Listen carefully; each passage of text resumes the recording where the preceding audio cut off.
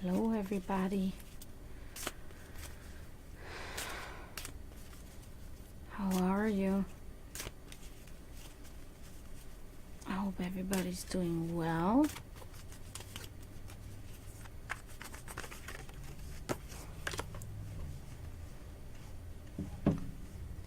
I am back for streams. I hope I see some people in here tonight. That would be enjoyable.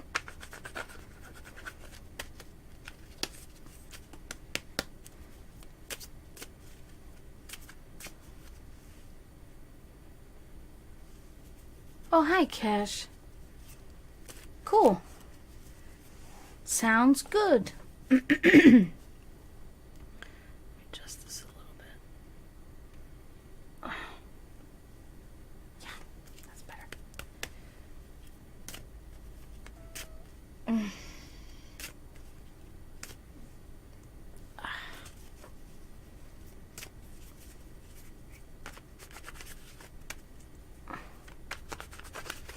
Maybe not better. Sorry. Oops. Oh God, instead of fixing shit, I'm breaking shit. You know how that shit goes? So ridiculous. That's too much now.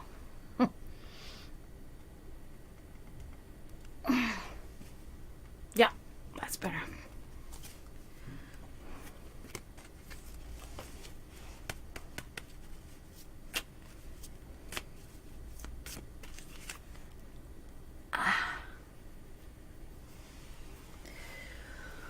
Oh.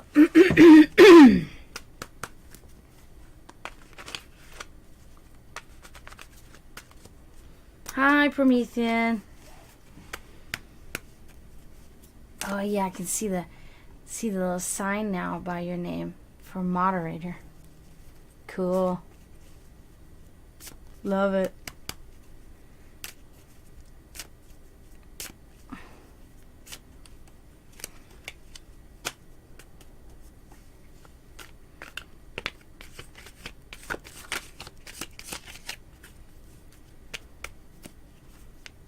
I'm excited for the stream. I've been playing a lot of Guild Wars 2 again, as you know, and I'm getting into it. And today I was able to get the expansion, so I'm looking forward to playing that now. I'm like, yes. I've also been reading again. I'm over halfway through the Asatru Edda that I'm reading right now. And I'm actually reading the Dictionary of Theology too, which is pretty yeah, self-explanatory. A lot of this stuff.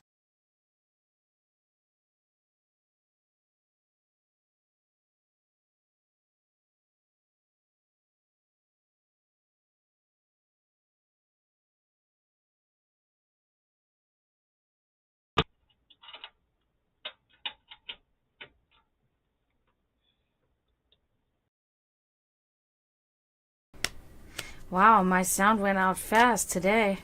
Only 7 minutes into the stream. Usually that doesn't happen until 20 minutes. That's how I know that Miguel is right, that I need a new cable. And why hasn't he sent me one as he said he was? He doesn't have my address, probably. But, you never know. I might just open the mailbox one day and there's a cable in there.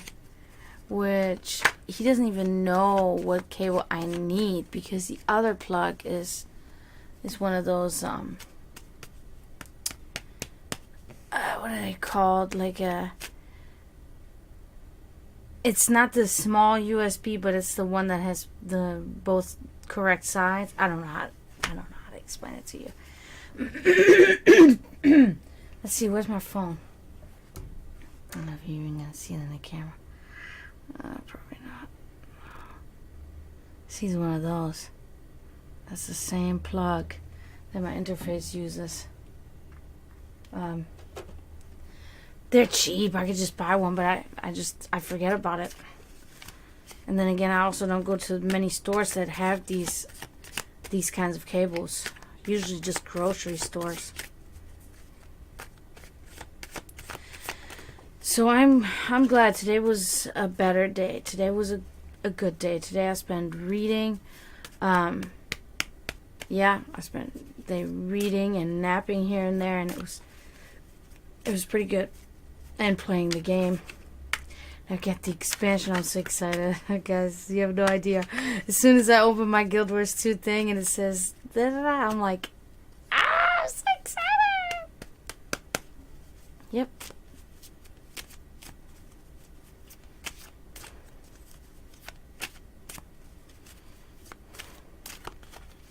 But I'm also excited to be here. Like I feel like this is good. I feel like this was the right thing to do. I've not worked on my painting lately. I haven't been. I don't know. I'm not too happy with it. It's very difficult for me to get the shading right on this painting. It's a lot of trees in this painting. A lot of trees in different layers, like in different distances and different heights and all kinds of stuff. So I have to get like real good at the shading, which obviously is always difficult for people with little patience, such as myself. So I've been just kind of looking at it and looking away and looking at it and looking away. Like, no, I'll work on it tomorrow. No, I'll do it tomorrow.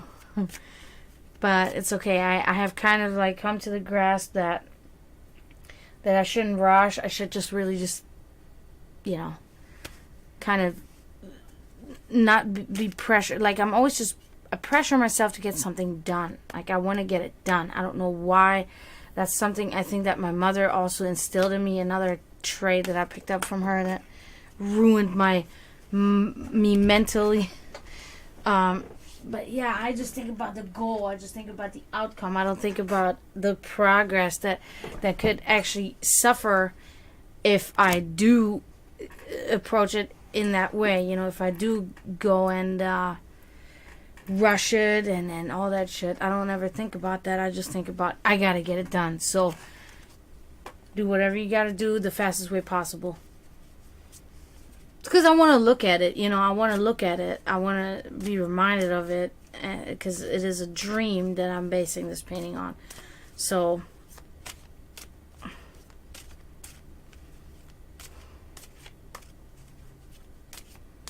yeah, I gotta work on it more.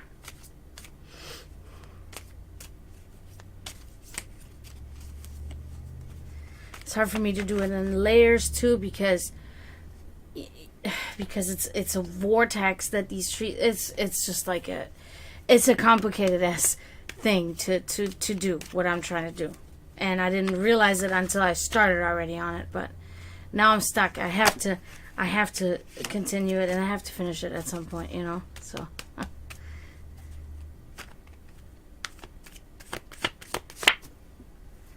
And today's I keep losing these cards.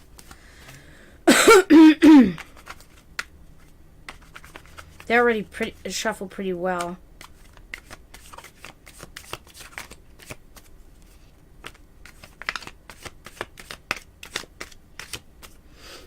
Hope you're also doing good, Promethean. Think you are from what you said earlier. Makes me really want to have a Wendy's Frosty or whatever they're called. Those are pretty good. But honestly, the McDonald's milkshakes are even not so bad, I think. Whenever they make them. Whenever their machine isn't broken. Damn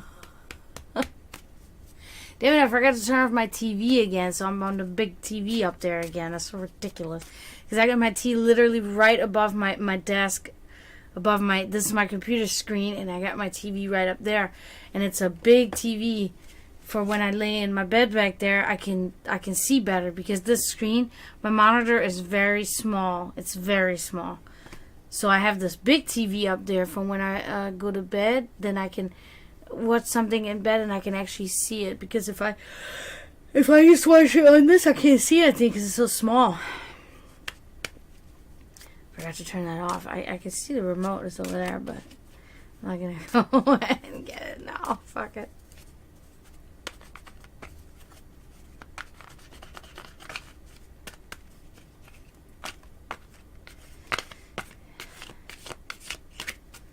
Still very tired.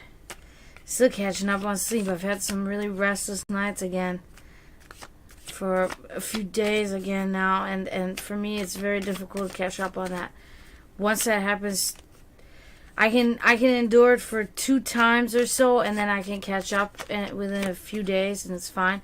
But if it's more than 3-4 times, which it is, then it's so hard for me. Then I'll just stay tired for months. For months, I can never catch up. Take a nap in the afternoon doesn't do much.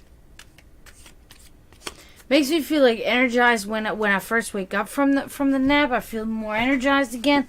But a couple hours of being awake, I'm tired again. Ridiculous.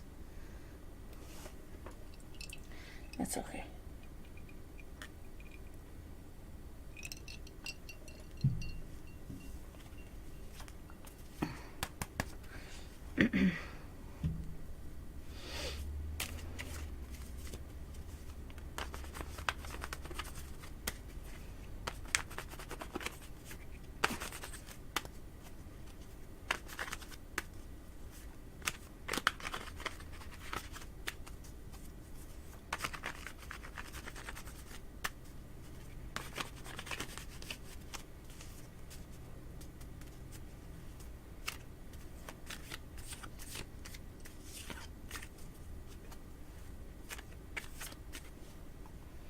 Oh, hey.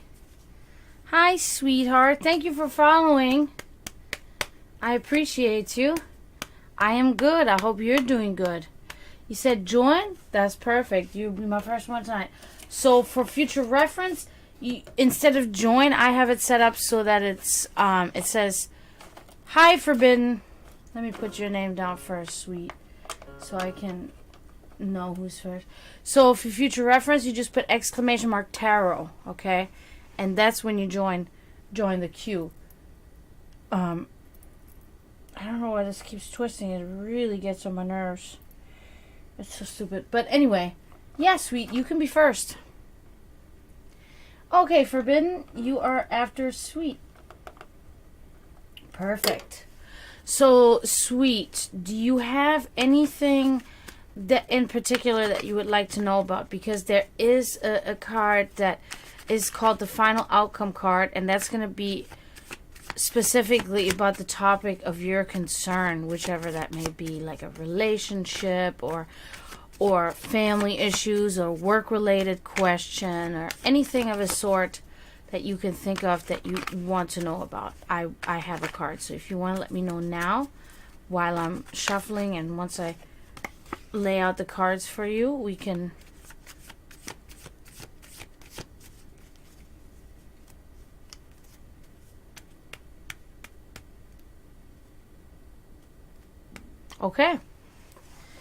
Okay, that's a very good question, and I'm glad that that's what you're concerned about, and we're gonna find that out.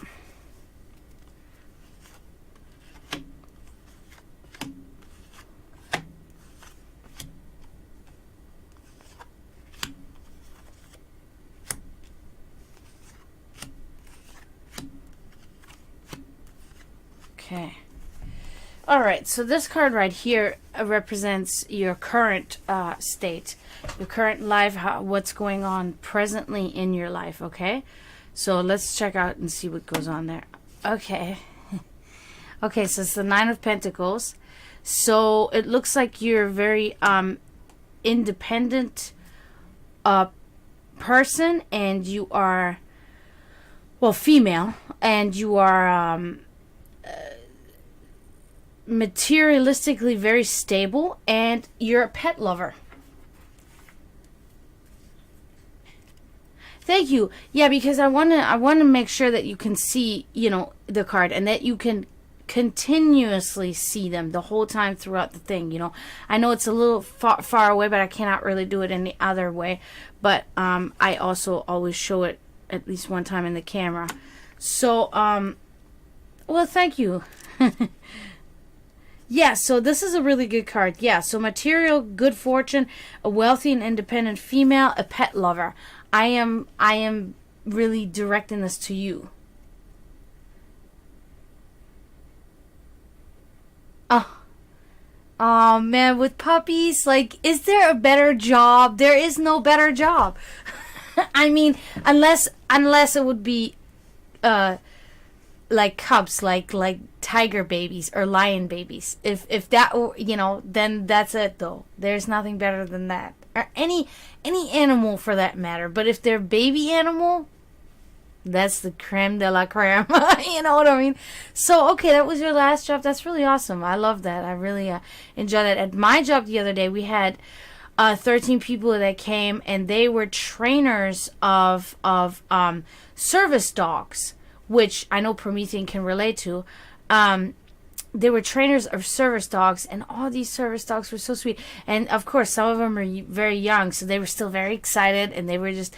But you can really see how the trainers are really locked into these animals. They will always look at them like, and then they will talk to their friend or whatever. They will always have complete like attention to their dog. It's so interesting to watch how they interact with them, and I love it, because I grew up, I have had dogs my whole life, animals my whole life, and animals are everything to me. They're more important to me than humans.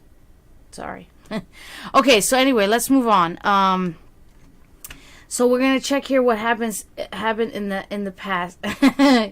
I'm glad you agree, Forbidden. I'm glad, because most people there, as soon as I say that, they look at me like, she's crazy. She's a crazy witch, and it's like I'm not crazy. It's just humans are not good, humanity is not good as a whole, and yeah. Oh. Well, they have Benadryl and all that stuff. If you're not severely allergic, if you're just a little bit allergic, then at least you can kind of, go through that. But anyway, so let's continue, sweetheart. We're gonna look at your past. What happened there? Oh wow, cool. The High Priestess. Okay, so in the past there was somebody really scholarly, a guiding personality, okay, that may be the one responsible for putting you in the place that you're at right now, okay. So that was a huge part of your life, somebody that put you under their wing in a way, if you will, and it was like, let's see, I'm looking at the wrong thing. Okay. Yeah, it was supreme knowledge, intuition, a woman wise beyond her years, virtuous and scholarly. Okay, somebody like that was in your life, and somebody like that took you under their wing and really, guided you into a good direction. And it was somebody that was really important to you in your life, it seems. There's still like this aura of this person is still around, okay? So that's what I can see there. Let's look at your subconscious, okay? What we have going on there. Okay. The Knight of Swords inverted. Okay, so here we're coming across a little bit of stuff, okay? So seemingly a bully, troublemaker, and impulsive, okay? So in your subconscious, you're impulsive, okay, and it is something that kind of lingers with you and kind of bothers you, and I think that's one of the reasons why you're a little bit nervous about your new job, okay.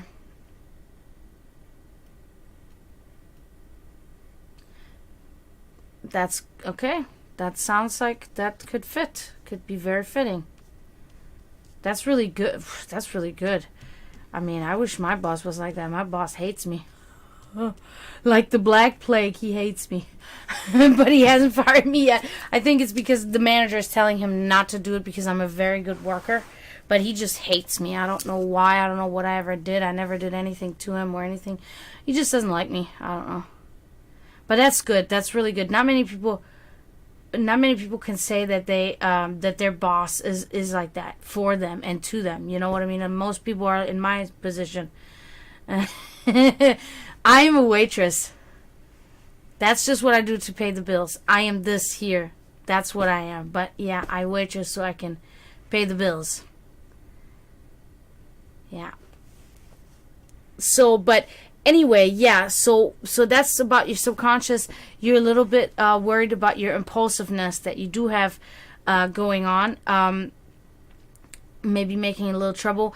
That this is the reason why you may not get this new job. Okay, so I think that's what I'm seeing here.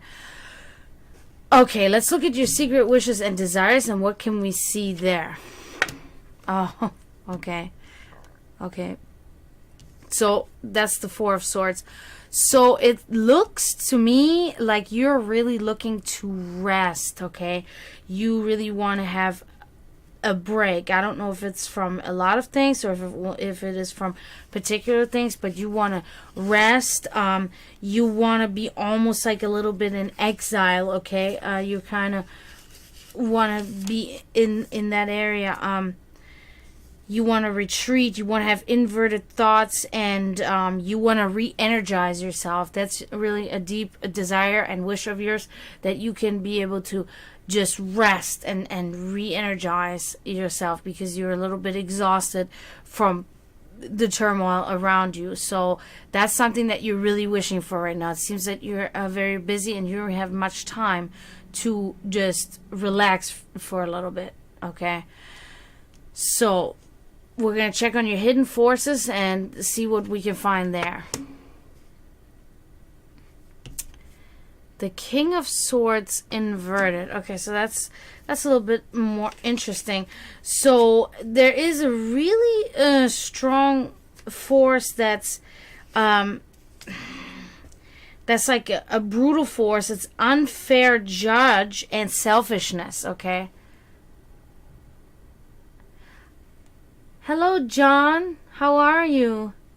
Thanks for joining.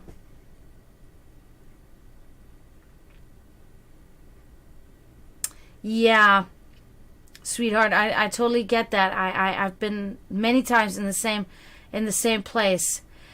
Yeah. That is how the system is set up, unfortunately, in that sense. You know, we cannot, when we have jobs the way we do, we cannot really take any break, you know. When we're independent, if we have nobody that helps us, you know, financially, then that's how it is. I want to say really thank you, John, for coming in, a fellow psychic. I love that. I always love that, because, you know, I don't have a big alliance of people, so I really like when I get to meet people that are like-minded, you know, so that's really good. So yeah, so there's something going on here in your hidden forces with the King of Swords inverted, with some kind of unfairness, some kind of brutality, something that's really driving you. Maybe there was an unfairness at your old job, or there was an unfairness around you, something brutal occurring, and that's what's pushing you to do what you're doing now. You know, be it looking for a new job or whatever it may be. So that's something that's definitely there. Something occurred there or is occurring there. So let's look at events yet to come. Oh, yeah, okay. That would align, because this card oftentimes is related to some kind of a person of authority, I'd say. You know what I mean? So this makes a really good sense that that's what that would be. So let's move on from that. Oh, wow. Wow, dude. This is like really aligning with you here. That's the impulsiveness. That's crazy. Yeah, but, you know, humans like us, you know, I'm a very impulsive person myself. I understand. Like, I jump to actions. I am a thinker, but I'm a thinker not in the moment, right? I think later or before, but never in the moment. I don't think. But let's look at events yet to come for you. So hopefully we're gonna look at something better here. Yes. Do not be alarmed. The Hierophant. Look at that. It's perfect. In your future, divine inspiration. Okay, that's huge. That card is a wonderful card. Is one of my favorite cards. Let's see, I want to find the right words. Mercy, control over spiritual needs, conformity. Your future is looking very stable, very balanced, okay? When it comes to your spiritual. This is your spiritual card here, but it doesn't mean that spiritual doesn't show up somewhere else too when there's going to be a big change in a positive matter or in a negative way, whatever. But this is definitely a really good card to have for your future. Your future will be, I like to use that word connected to this card, like serenity. Okay, this is a very good thing. So good thing I said do not be alarmed, because here we have it. Okay, really good. I'm glad we pulled this card for you. Now we're gonna move on to your environment. How's your environment influencing you? We're gonna check this out now. Okay, so we got the 8 of Wands inverted. So there's your environment is seemingly there's something in your environment that's driving you to envy and jealousy. Okay, that's driving you to decisions made in haste. Something around you, somebody around you is driving you into that direction. Okay, there's also a stagnation is also a stagnation in your life. Okay, so I feel like almost that this can be applied to your past situation now that you have had with your old job, right? Maybe envy and jealousy is just, it may not be exactly that, the adjective may not be very fitting, but the feeling that you were having, sadness, disappointment, they can mimic the feeling of envy and jealousy, that you get the same kind of anxiety within you. So I can kind of relate that to that. So yeah, and then the stagnation, that's just something that comes with it. So I feel like that's related to your prior job problem, right? That was the environment that you were in. So now we're going to look at the people around you. What goes on with the people around you? Okay. We're still steering in that. It's the King of Pentacles inverted. So it really does seem... I really think this is related again to your old boss here. A swindler, corrupt money dealings, a cheat. Okay, that is somebody directly around you. I mean, as strongly as you're kind of like expressing this thing that occurred with your boss, I'm feeling that this is your boss right here. Swindler, a cheat, bad money dealings, corrupt money dealings, I should say. Okay, yeah, and let me tell you something. Mine is like that too, but not with the people that work for him though. Like, I never had an issue with that, but I do know that there's some kind of weirdness going on when it comes to his, other things. Let's put it that way. But yeah, dirty money. Yeah, that's very fitting for this card. So we're still struggling with this here in your reading. So we're gonna check now on your spirit. Okay, what is your spirituality taking from all this? How is it doing? How's it maintaining? Okay, that's good. Having I love this card so much. I mean, you had the Hierophant and the Star. You are a star. You got the star in your spirituality. Look at that. She's pouring liquid into a crystal pool.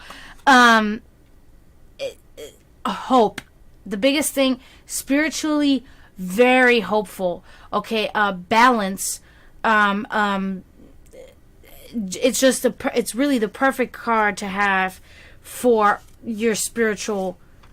Trying to figure out what's going on with you spiritually. Let's see. Sign of good things, renewed faith, fulfillment, and life's pleasures. So you're spiritually, you are really on a really good and well path. Okay, so that's perfect. Whatever you're doing, is it meditation? Is it going to church? Depending on your beliefs, that oftentimes the beliefs, the faith, whatever faith that is, connects to your spirituality. It goes almost hand in hand. I'm trying to teach people with the Sect of the Dragon that it doesn't have to be that way, but it does for a lot of people. So it's working. You're spiritually very aligned right now, which is really good, because that's good, because you are doing whatever you're doing the right way, and it's just working. So keep doing whatever you're doing for your spirit. It's working out for you. Now let's look at your final outcome.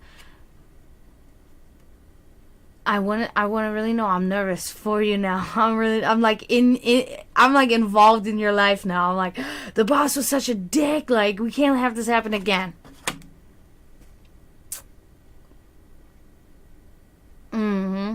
True. Okay, so the Page of Wands inverted. Okay, so I cannot believe that we're pulling this card for your fuck, damn it. So this is talking about poor choices. Okay? This is talking about poor choices, but it's also talking about not being decisive. It seems that you're still kind of uncertain. You know, it couldn't connect with you being uncertain. Am I going to get this new job, or am I not going to get this new job, or what's going to happen? So that can be related to that.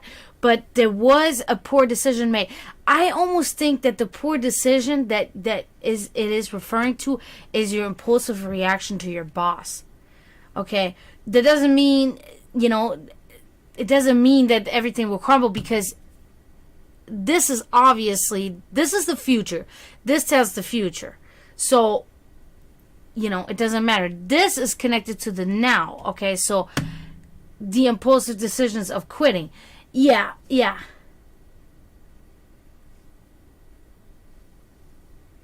Okay.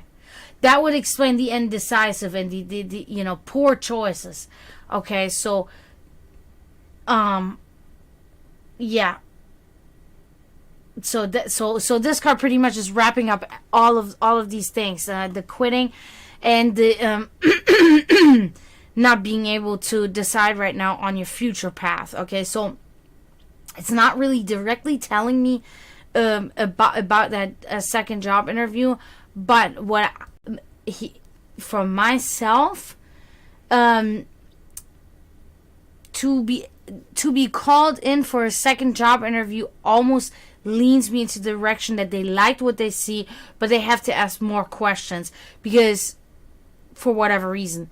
But the fact that they want to call you again, that's already big. Because if they didn't like you from the beginning, then they would have already not called you. They would have already called you and said, this position has been filled, or whatever. But the fact that they want you back for an interview, that's a positive thing. And that's a positive thing. The Hierophant. So think about that. So that concludes you here, sweetheart. I hope that was a little bit helpful. I hope that gave you a little bit of insight on some of the things that you wanted to know about. Yes, Athena, I have Forbidden is next, and then it's your turn, okay? Athena, I feel like I gave you a reading before, didn't I? Or maybe somebody else was called Athena. Or Nate had the same name as you. Sometimes it's weird. Like, if I were to say it exactly with the same vocabulary as I just said it in English, if I were to say it in German like that, then it would sound perfectly correct. But, because sometimes that's how it happens. In German, I would say it like that. But then because I don't translate, I just speak, right? I don't really translate anything in my head before I say it. And because of that, things will come out exactly how I would say them in German, and that doesn't really sound the right way in English, right? In English, you would say it differently. And I am just now, actually, after 16 years of being in this country and speaking English, I'm just now starting to learn how to actually say it in the English version of things, instead of saying it how it would be said in German, vocabulary and even grammar oftentimes.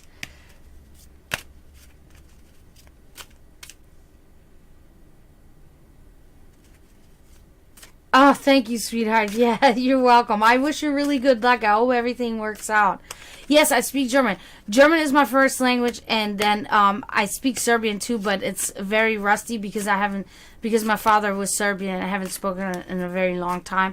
I keep up with my vocabulary on it and stuff like that, so I can, I can still speak it, but it would take me a few months to really get back into it. But German is my first language, and then Serbian is my second, and then English is my third language. Thank you. Well, some people can hear it. Some people can hear it. They ask me once in a while. They're like, "Where are you from?" And then I tell them, and they're like, "Oh my God, okay, that's what I thought." Or actually, a lot of people are like, "I would have never guessed it. I thought you were from New York or something." And I'm like, that would be a dialect. That would be a different. Well, I mean, that's not really right either, though, because a dialect is a way of speaking, whereas an accent is like certain little words that sound differently. I don't know. But anyway. Well, see, if you hear it that way, that's probably the Serbian, right? Because that's the same kind of way of the grammar is similar, to like Portuguese or even, I mean, words, not really, but there's the same way of talking, so that can translate into my accent that I have. You know what I mean? I've heard Portuguese. I've heard people speaking Portuguese, and it was so crazy because the language sounded so like it really did sound like you had like Russian and Spanish mixed together, and then I don't know, Italian. It's cool. I enjoy listening, but I enjoy listening to any other language. I enjoy any language. As soon as I hear somebody speaking another language, I'm like locked in, and I love listening to it. It's awesome. Yeah, it is. It really is. All right, Forbidden. So you're next, and then Athena. Yeah. So is there anything in particular that you're wondering about? That you want me to dedicate to your final outcome card? Let's put it that way. Okay, yeah, that's fine. We can do general. A lot of people do general. It's literally three things. It's either people want to know in general, they want to know love, mainly they want to know love related things, or they want to know job. So we'll do general for you.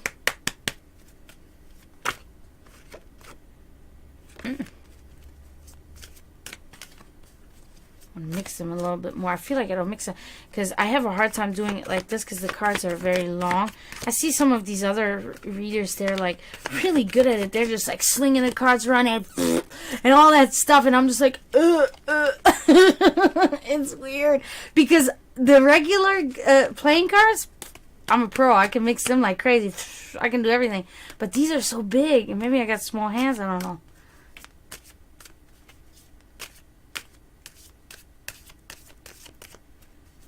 No, that's really good. That's developing mediumship. Cool. It's just wonderful. Like,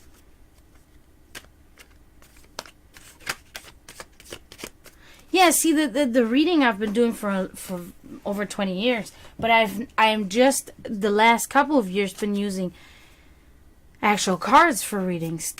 I kind of used to really down talk them. Hello, Pixel Angel. Thank you for following. I'm okay. How are you? I used cards. That's such charlatan nonsense. You know what I mean? And then one day I was like, my brother was talking about this deck, and remember this deck that I used to have? And I'm like, yeah, I remember. I know. Yeah, and then I bought it. I was like, man, everybody's talking about these stupid cards. I'm like, I'm just gonna give it a try. And as soon as I did it, I was like, they are stepping stones. They're very helpful tools, because when you give a reading without them, then you have to really look into the person. You really have to sit there. It takes a very long time. There's a lot of silence, right? Because you have to really get in there, because you have no help. There's nothing that connects you to that person that can help you. And these you jump right in it. It's like, yes, this is so awesome. Why didn't I do that before?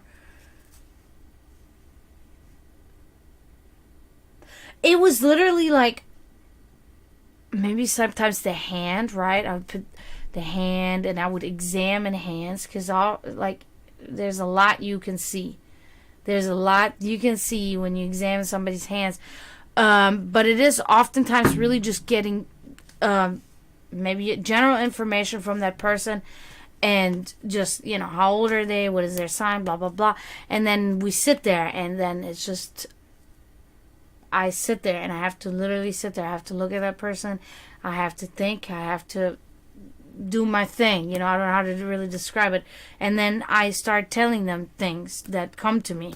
But I didn't do it often. I didn't do it with many people, but I did it, with certain people. But I've been practicing, shamanism or witchcraft, whatever people want to call it, since I was like 9 years old. I started when I was 9 years old. So I've been doing it for 25 years. Literally, legitimately. Like, never breaks in between. Straight this whole time.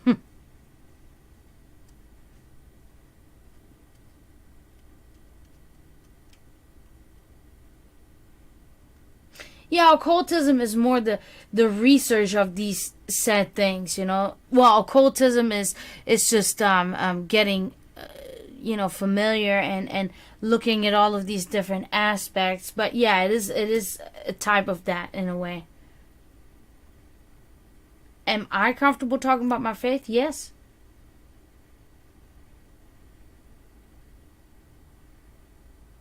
Oh, that's good. Oh my, forbidden, you are. No.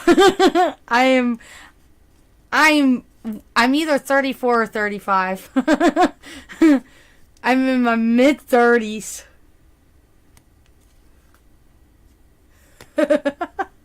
Yeah. Oh my god. Yeah, I'm serious. I was born 1988.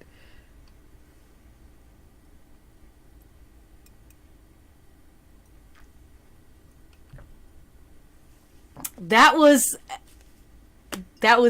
such a such an amazing compliment. I can't believe it. Thank you for that. But yeah. No, 25 years. 25 years.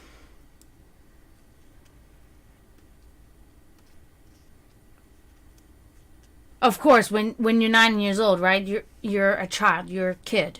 You're in the beginning. You're in the beginning stages first. You're doing whatever.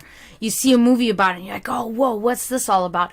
Then you start researching, right? And you go through the motions, because it all starts, with like this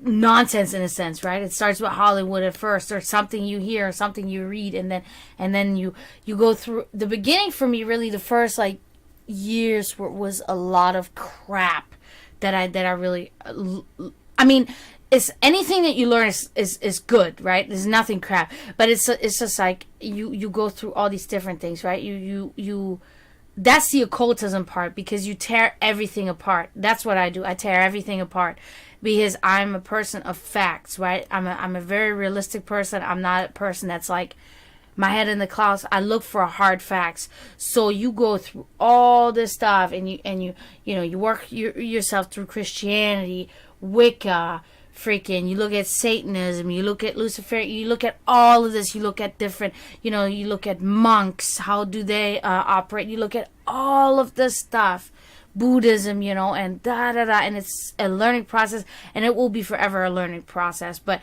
I can pretty much say I have found my medium, if you will.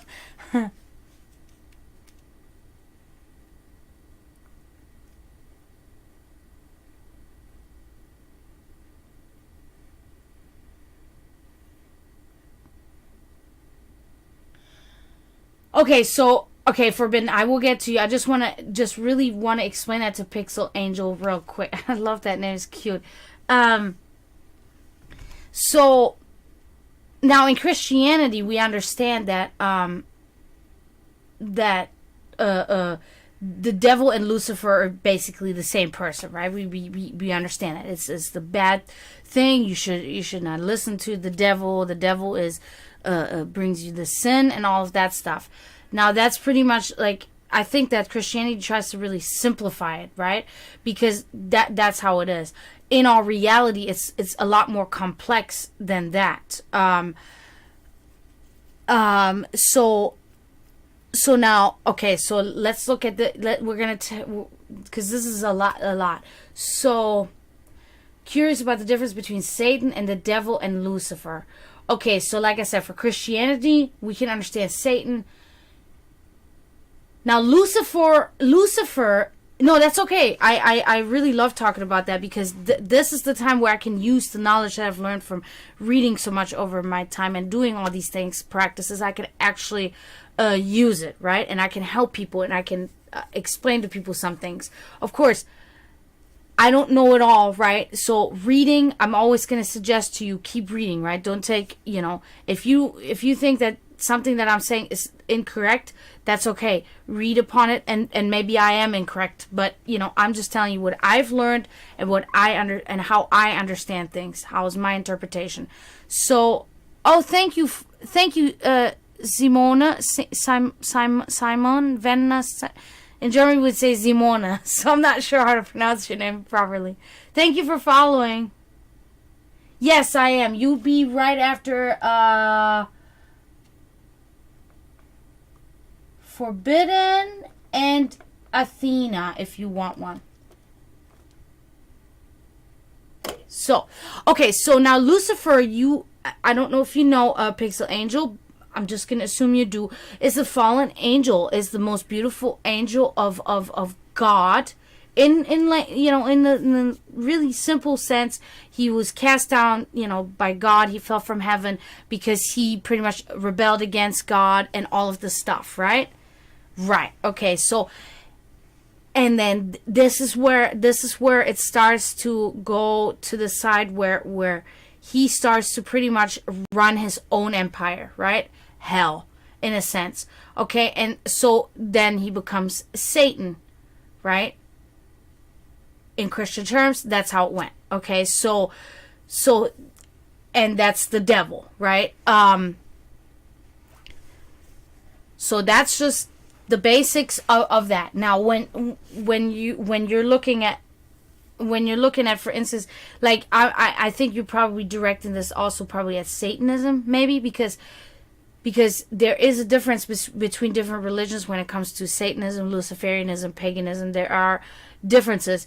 Some of them are very foggy, right? Because the lines are very, like in some areas, very thin between all of them, which I love in a sense, because that's what I always tell people. For me, the word pagan is just like anything but Christianity in a sense, right? But you can't really say that Wicca is paganism, because I don't know, this will be way too much. So I'm just going to break it down into the different things. Like Satanism, straight up is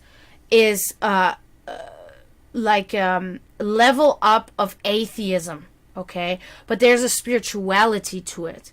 Satanism is about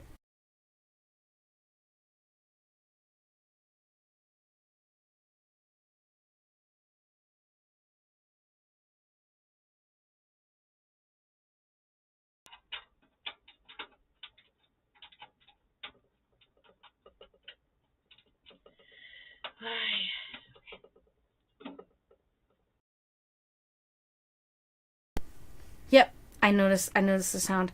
I gotta turn on the AC. So Satanism, in a sense, is where the Satanists still, they believe in that you are completely responsible for your own actions. There's no higher entity, a god of any sort, that is responsible for the things that you do or for things that happen. It is all controlled by your own. No, it's no, not really. It's not really political. It's just more on the it's pretty much spiritual atheism in my opinion. Okay, so you believe that you are responsible for all of your own actions, but you still can have the option pretty much in believing in something around you, like a magic. You can still do rituals. You can still believe in that. You just don't have the belief that there's any kind of like God, that there is no higher power as described as a human in that sense. You know what I mean? Because if you, for instance, the Satanic Bible is a really good read. I read it, of course, because you want to educate yourself, because I've always struggled. I've always struggled to find my own, like, religious identity in a sense, right? Because I can relate to so many things, but there are so many other things that I cannot relate to from all the different religions, where I'm just like, okay, so that doesn't even make any sense. Okay, that's true. Oh, and this religion, that doesn't make sense, but that makes sense, right? So that's another reason why I'm trying to create my own sect, the Sect of the Dragon, where we can just pretty much focus on the spiritualism that we can drain out of any religion, right? Because any religion really has spiritualism within that. Buddhism, you got Hinduism, you got Satanism, paganism, Wicca, Christianity. There is spiritualism in everything. Everything is connected by that, at least, okay?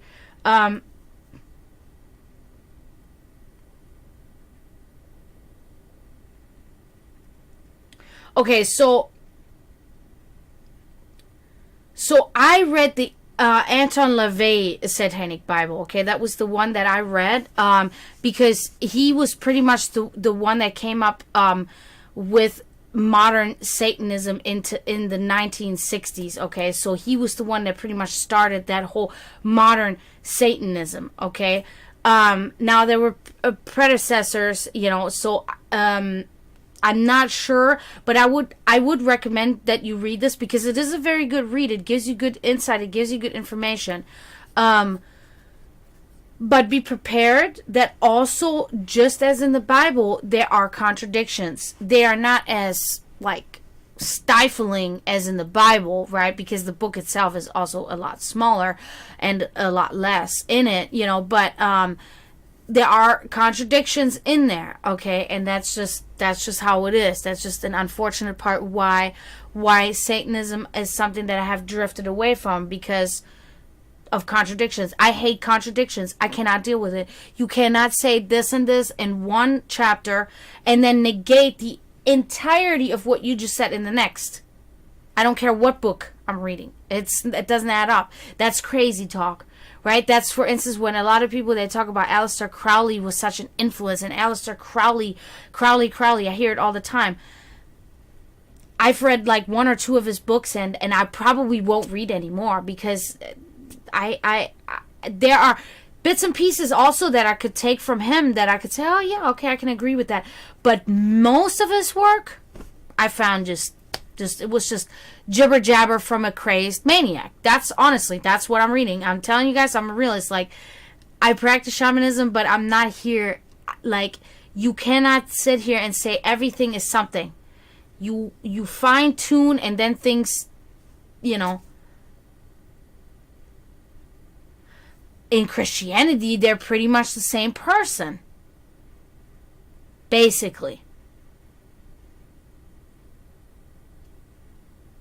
You could say that Satan is the evolution.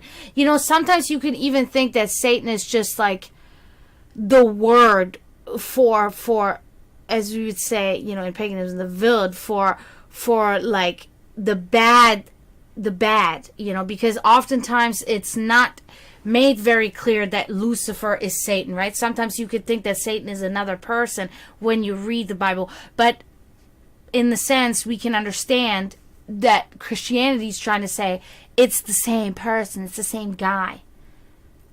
Because they talk so bad about how Lucifer did this and Lucifer did that. So now, throughout these years, Lucifer has turned into Satan.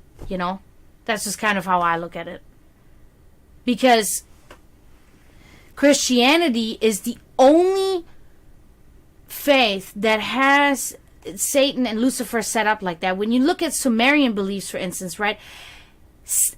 Lucifer is actually a Sumerian angel or god, okay? And it's like from Mesopotamia. That's how this whole thing started, before Christianity even came. That's how the whole thing started. And he was actually the one that awakened the humans. That awakened, because the humans were slaves. This is the story. I'm not saying this is what really happened, right? This is what these myths and stories entail. That Lucifer, and his name was not Lucifer, it was Ezekiel. Ezekiel or Elil or something like that. Ezekiel, I'm pretty sure, awakened the humans because they were slaves, right? They were slaves to somebody. The Christian God is then we later, discover in a way, but they were slaves, and Ezekiel was responsible for waking up these humans and giving them the knowledge and giving them the power to for the freedom of art, freedom of expression, and freedom of knowledge, right? And that's where Christianity intertwines, because that's what happened in the Christian Bible. Is then now they say, okay, Lucifer was pretty much condemned by God because he gave the people, think for yourselves, humans. Don't let, so because he made God look like a bad person for doing that, right? So this is where the two things intertwine in this really cool way. So it's like, because the snake on the tree in the Garden of Eden saying, eat from the tree, eat the apple. The snake, who's the snake? It's Satan, it's Lucifer, so all of this shit intertwines like that. That's why I wear a snake, because because that is the whole thing, unfortunately, that the Christian Bible is any type of of the Christian beliefs, is a Presbyterian, Baptist, Catholic, all of that stuff is really about controlling the masses. It's about controlling people and not letting them be free thinkers, sit their whole lives with these set rules that they have to obey by, because if they don't, they go to hell for eternity. Or if they listen to Lucifer, if they listen to Satan, it's sin. It's mortal sin, and it's over.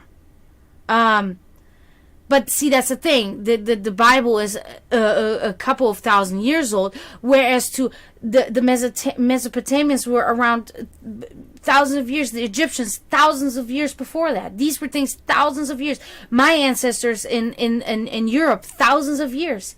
So the Christian faith is something that they came up with in the modern world, that they just mixed in a sense, from all these different ones to make it fit to make people do these certain things, or rather not do certain things, for controlling them. Not sure what is the purpose, because they really don't, it's not like they're controlling them not to destroy the planet. It's quite the opposite, really. So it's really weird why this was but it is obviously to try to control people, and I am not sure why. So let's see. You said a lot.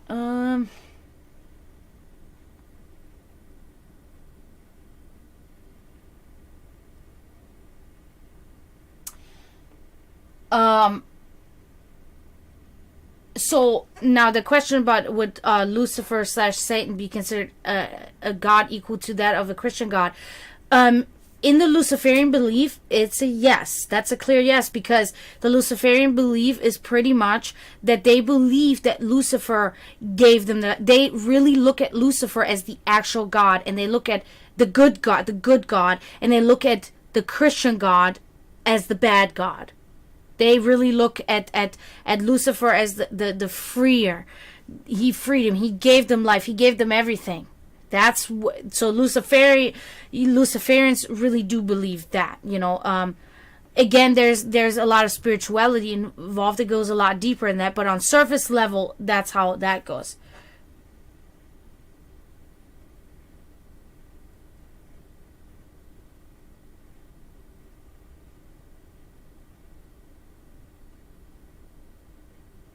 Yes, Pixel Angel. That's a very good point. They had that's exactly where the Sumerian system comes in, because you can even see on the walls in Mesopotamia, etched into the walls, pictures of these giant angel-looking humans with the long beards, and they have literally leashes and they have humans on their knees on leashes. And this is the storytelling, right? This is telling the story how people were once slaves to the Sumerian gods, in that sense, and they controlled. And then Ezekiel, the particular one, went against it and said, no, we can no longer do this. Think for yourselves, humans, break free. And he freed them. And that's where when Satanists and as well as Luciferians, I believe, they look at the whole thing with Adam and Eve. They look at it as this was the point where freedom was won. This is not like, the Christians view this particular thing that occurred as a huge disastrous thing that Eve ate from the apple. And of course it was Eve, right? Because fucking it's a woman, right? But whatever. That's again the Christian shit. Women always down. They're supposed to be giving birth to children, and they're the gatherers, and that's it. They're not so they always have to be regarded as this kind of like devilish thing. You know what I mean? But whatever. That's a whole nother fucking thing that I could go on hours about. And also, yes, it is objective, but it also has a little bit of subjective emotional feelings to that. Okay, I'm not going to deny that. I can openly admit that. But so for the Satanists and for the Luciferians and these type of people, it was a really big, it was a victory of sorts. It was a victory, that this actually occurred. That the snake was listened to, and they say it was Satan. Nobody knows it was a Satan. It was a talking snake. That's a fable. That's, you don't, but see, that's also, again, then where, it is funny, like a wise man explained to me something that makes really, really good sense. Because in a way where the Christian, how did he say it? Where the Christian Bible starts is where the pagan belief system pretty much ends, right? Or something like that. It was something like that. But it's very interesting because the apple is also a reoccurring theme. The apple for pagans, for instance, in Asgard, the apple is regarded from the tree from Yggdrasil, because the gods will eat the apple all the time, because the apple they're golden apples and they keep them young. They keep the gods alive and they keep the gods young. So the apple is a reoccurring theme, right? I think it has something to, this is just my own thought on that. I think it has something to do with, because I think that the apple is one of those fruits that carries the most vitamins out of all fruits, especially in the peel, right? Very high, very rich in vitamin C, if I'm not mistaken. And I think that's why this particular fruit is used in these stories, right?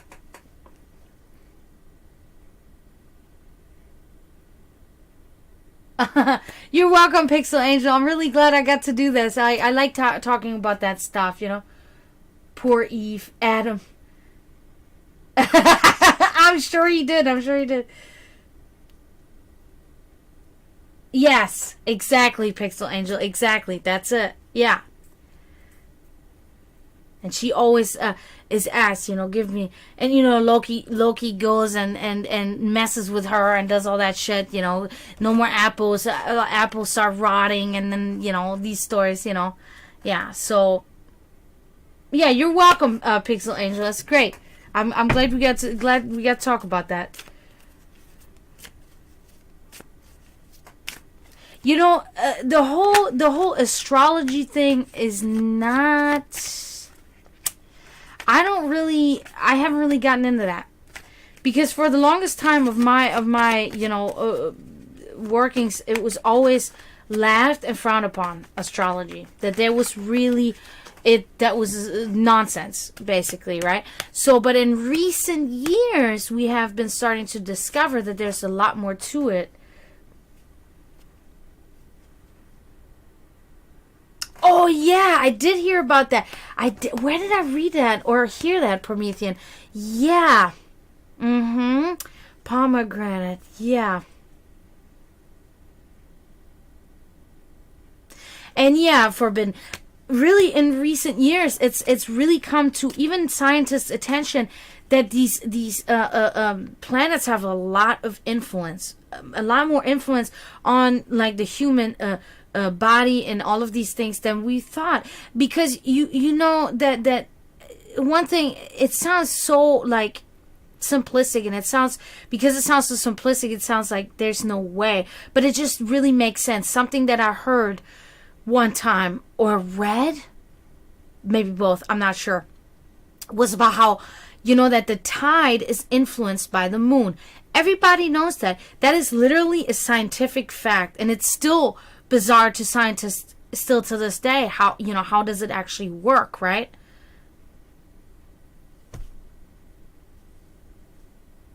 Well, we are actually, I think, 80% made out of water, but yeah. So I read that and I thought to myself, you know, that makes really, like, yeah, that's a point. I mean, you know, I don't know if scientists are like, you guys are stupid idiots, it's laughable. But I sit here and think to myself, but why? It controls but then again, when you really look at it in a scientific way, does the moon influence the actual water, or does the moon influence something else that then subsequently influences the water? You see what I mean? Because if that's the case, then that's, we can trash that thought, you know? Because then it's like, oh, okay, you know, then if it has something to do with speeding or slowing down the rotation of the earth that could be influencing the tides of the ocean, then we can trash the thought that has to do with strictly with water, right? So we can say, okay, that it doesn't directly affect the human body. But then again, it can still directly affect the human body because it's affecting the entire world. You know what I mean? Like, it's these all of these fucking tentacles that go, and they're all mixed in together with myth and with science, and I love it, and that's my whole thing. Like, research forever. I'm gonna forever research and learn as much as I can to try to maybe one day uncover these secrets, right? That's the whole point of my Sect of the Dragon here, is that's the point. It's an educational journey to see what are the connections between all different books written, and what are the connections between that and scientific facts and all of these things, because it's so interesting and intriguing. Because metaphysically, we're discovering so many more things that like Helena Blavatsky, for instance, spoke about 300 years ago, that we're just now starting to connect with what she was saying back then. You know, so there is a truth. There are geniuses around, and there are practitioners around that are in tune with things that are just not, that we are at this moment in time not really exactly able to mathematically put into an equation on paper or in the computer. You know, it's just not something we can do yet. We do not, but we're on the verge of the capability, of course. You know, we've been, stuff has been going so crazy when it comes to technological advancements, that this is just on our doorstep. This whole thing, people don't understand there's a fifth element. No, there's actually 7 elements, and we will, maybe in our lifetime, we will at least see one more. We will at least see one more element to be discovered. You know, I really do believe that firmly, you know. Right. That would be great, man. That would be awesome. Working as a, professor of, what would it be? Would be probably professor of metaphysics. I don't think that they have that there are professors that are allowed to teach classes in metaphysics. I'm not sure. Religion. I always had an A in religion in my whole time in school. Always. I never had a B. Always an A. But that's because our religious class was literally religion. It was about all the different religions. And it was awesome. My teacher was great. Because of him, that's one of the classes that I retained the most. Because he made us literally memorize certain verses of stuff. That was always our homework. And then we would have to recite them when we go to class next time. And that's why that is my foundation of so much knowledge of mine. It's incredible. I wonder if he's still alive. He was pretty old and a heavy smoker at the time, so I don't know, but he was a wonderful teacher. Wonderful teacher. And it was in Germany, right? So the system works differently. The school system is different, it's better. We have better teachers. We have better, more qualified people that teach us, so... But yeah, so what a time to be alive. I know, right? It is, though. It is. And then, not to mention the age that we're in, right? I don't know how old you are, but I mean, I can still remember cassette tapes. I still have some that were this big, thick as hell and all that shit. I can still remember all that. 27. So you're, in the same range as me. I can still remember. I can still remember dial phones like this. Those I can actually, even so they were already still kind of past my time, but we still had one. We had one dial phone. It was green. We still had that. We had it in the basement, in the bar. We had a bar in the basement my grandfather had built. Walkie-talkies, wonderful. And we are this generation that has, that nobody, in the particular age that we are, right? Nobody has endured that much change in generational technological advancements as we have, and there's a lot of melancholy and nostalgia that comes from that makes us the people that we are, regardless of what they say the new generations, because I consider myself new generation. You're new generation. We are the here and now. This is our generation, and I think there's a big awakening that's really just happening. There's a huge awakening. And a lot of people don't act specifically good on this. They're taking even advantage of it, if you will. You cannot do that. You still have to always maintain your self-discipline, and you have to be diplomatic about everything and anything that you do. That's always my belief, always.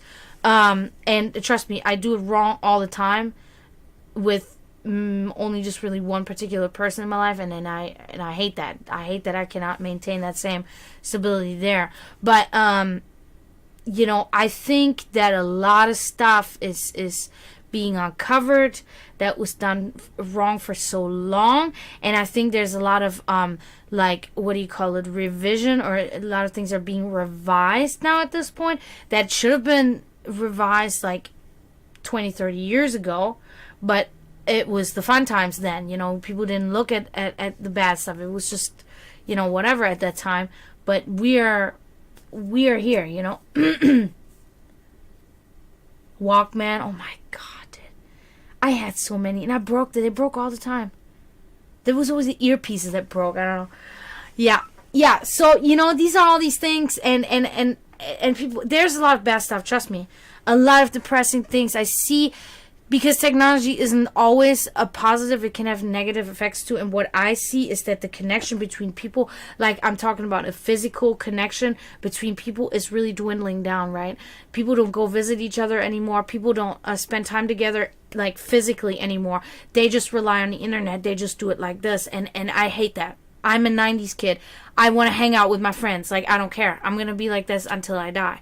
That's what I want. I want to have that physical, that social thing, not over computer, not even, phone's okay, but I need to have the physical, and that's really harsh for me. It's really harsh because I have friends. I have 3 friends, like really true friends, and I have other people that I talk to, like acquaintances, but it's like, I never see them. The one friend I can't because she's so far away. She knows who she is, But the other ones I only see like, once every couple of months.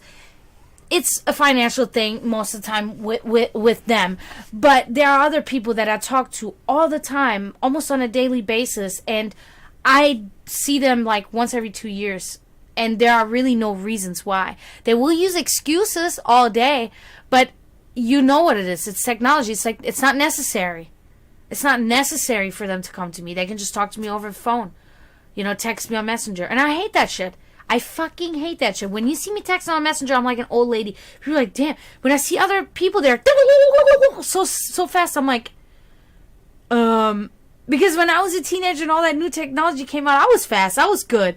But now I'm like behind, right? Because I don't like it. I don't like it. I do it when I have to do it, like my close friend, my best friend, so far away, you know?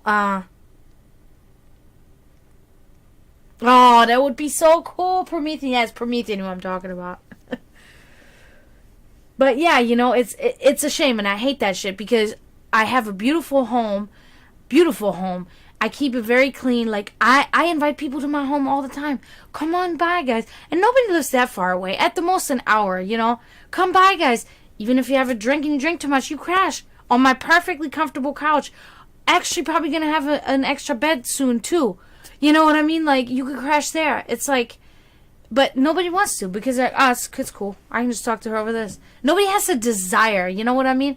And it's sad, and I don't like that. And it's really killing me. Like, it's really killing me. And it's like, what do I do? Because I can't go anywhere. And even if I did, it's like, they're not going to want me there. Because that's the new thing. We'll text. We'll text. That's what we do. We text. And trust me, I love texting. I don't like being on the phone. Like with my boss or with like, I don't really like talking on the phone at all. Once in a while it's fine, but normally no. I love texting, but only if that's the only choice I have. If I don't text, then I want to see you in person. You know, but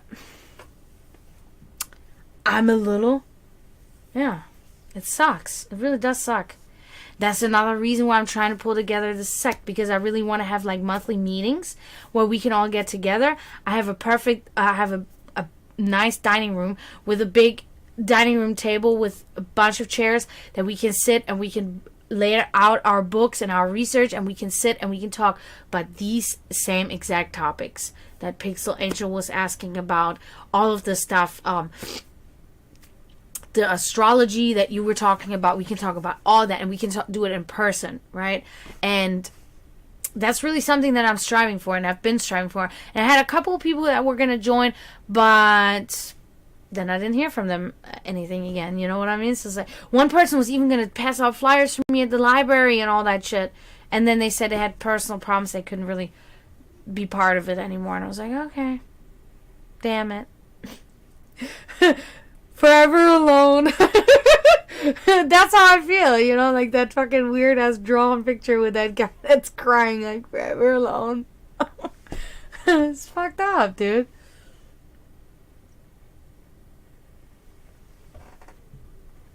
But, you know, patience. It's a virtue. I don't have it. I'm the most impatient person on this planet. But anyway, so we're gonna move on. Maybe we'll talk later. It is. It definitely fucking is. God, I've never been that. I don't know why.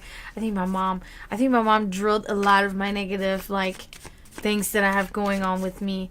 But you know, there are things like that. Nothing like major. But you know, I'm impatient and I'm like, I gotta find solutions right away for things all the time. Immediately. It sucks. But it's okay. Because if I wasn't that way, then maybe I'd be not in a good position that I am in now. Because I really, all in all, I cannot complain. You know, when I really think about it, I talked to my friend in Germany just today, and he's telling me horrific stories on how it's going there in Europe. Like, really bad. Like, everybody, you know, people are now finding jobs. And I'm like, yeah, my mother was a highly educated woman with a resume that you can't even imagine. One of the best resumes you'll probably ever lay your eyes on. And she could not find a job. She filled out, I think it was 900 applications in 6 years. 900. That's how much my mother tried to find another job because the department she worked for unfortunately closed. Yeah. And she couldn't find anything. And we lived off of the government, which, yeah, they say, yeah, Germany, they provide for you. Yes, they do. But they provide for you really the the lowest that you can have. We were homeless multiple times, and when we weren't, we were put up in the slums, in the ghetto. They give you an apartment there. You have community showers, all of that stuff. It is not, hey, Florida Metal, it's not what you think it is. It is not what you think it is. So I can only, of course, speak for Germany. I know that the other countries in Europe, they're different, but Germany really ruined itself with the euro. They ruined themselves with just opening the borders like that. I hear there's so much trouble with that going on. A lot of things have been done wrong in the last 20 years there in Germany, and my mother made the right choice to take us and bring us to America, because here in America, there's always work available. Because this country is a supply and demand country, and I have never been here without a job. Never. I can always have a job, and if I work hard, and if I do my job, I will always have a job, and I will always be able to provide for myself, or, whatever are my means, within my means. If I want more, I gotta work more. I gotta make more money. This is just logical how it goes here. Insurance is very affordable here. Yes, it's not provided by the government, but it's affordable. It's very affordable, even for a low-income job. So when it comes economically, the choice to come here was the right choice. When it comes to a lot of laws, but this is just really specifically to the state of Florida, when it comes to a lot of laws and a lot of systems, that goes nationally, still very behind, right? We're better off there in Europe with our healthcare systems in a way, with our schools, your educational systems. Yeah, but all in all, America's the place to be. It really is. It really is. I don't like Florida. I don't want to be here in Florida. I can tell you that much. I don't want to be in Florida. I don't like the state. I hate it here. I wish I could leave. But to move to a different state, to a state where I would like to go, it's just astronomical when it comes to financial. I cannot afford that. I cannot afford to move to a different state. That's just how it is. If I save money, I can in a few years, but really, I cannot. I thought about all this today because of all the shit that my friend told me. How he's doing, how's his job doing.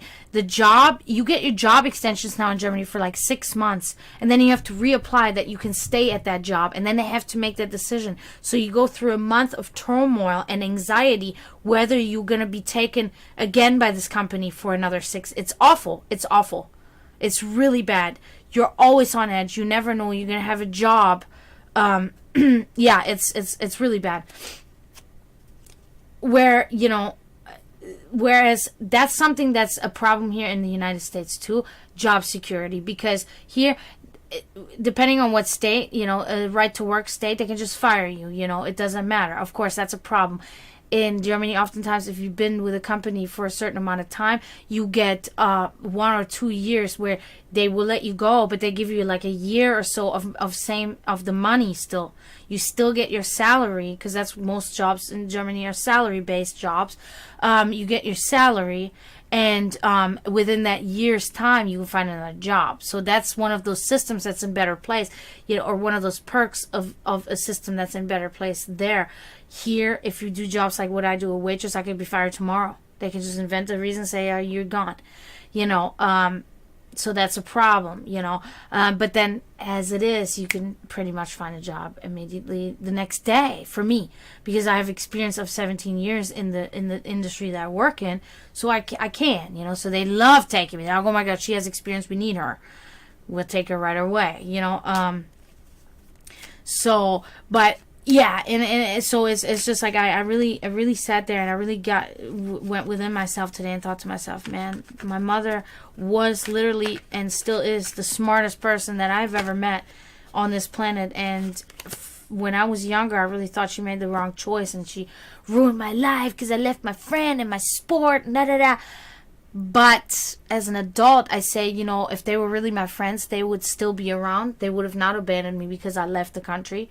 And also, I understand now that this was for my future.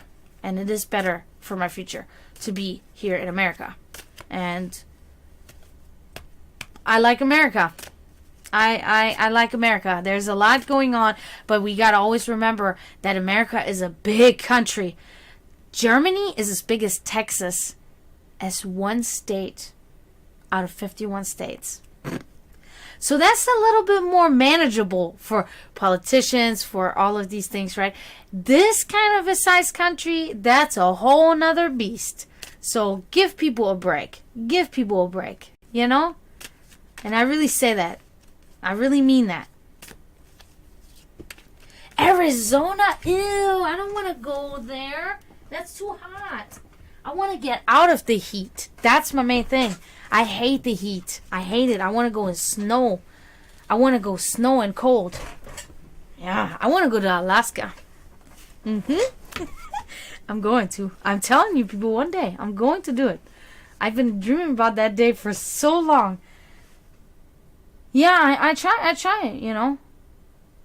Yeah, lazy people. Yeah, they're all over the world, you know.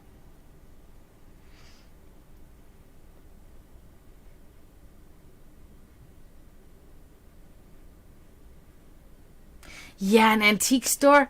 That's cool. We have some around here where I like to go to. Well, I did open my home a little bit for giving people psychic readings, but nobody came. It was another thing. Nobody came to my actual store. Like, I actually had an open sign, and I made my house. I pretty much converted my whole house into a storefront. Not my whole house, but, my downstairs area into a storefront. But nobody came. But I think it's a combination of what I said earlier. They just do everything virtually, firstly. And secondly, I am surrounded by Christian churches, and, Christians are very scared of things like that. They think it's the devil, and they think it's bad. And so it's like, I saw people drive by when they see my open signs, and they see my flags as psychic readings, and they're like pointing, and they're pulling into the church parking lot, and I'm like, boo! The devil. It's so silly. It's really silly. That's why my belief is such a good belief, because it's like, my gods, they don't demand jack shit of me. My gods, they want me to demand of them. You know what I mean? My gods, they choose me whether I want to be chosen or not. And I'm like, oftentimes, you know what I mean? But it is what it is. So, yeah. My mom was wise beyond her years, man. Always, always, forever.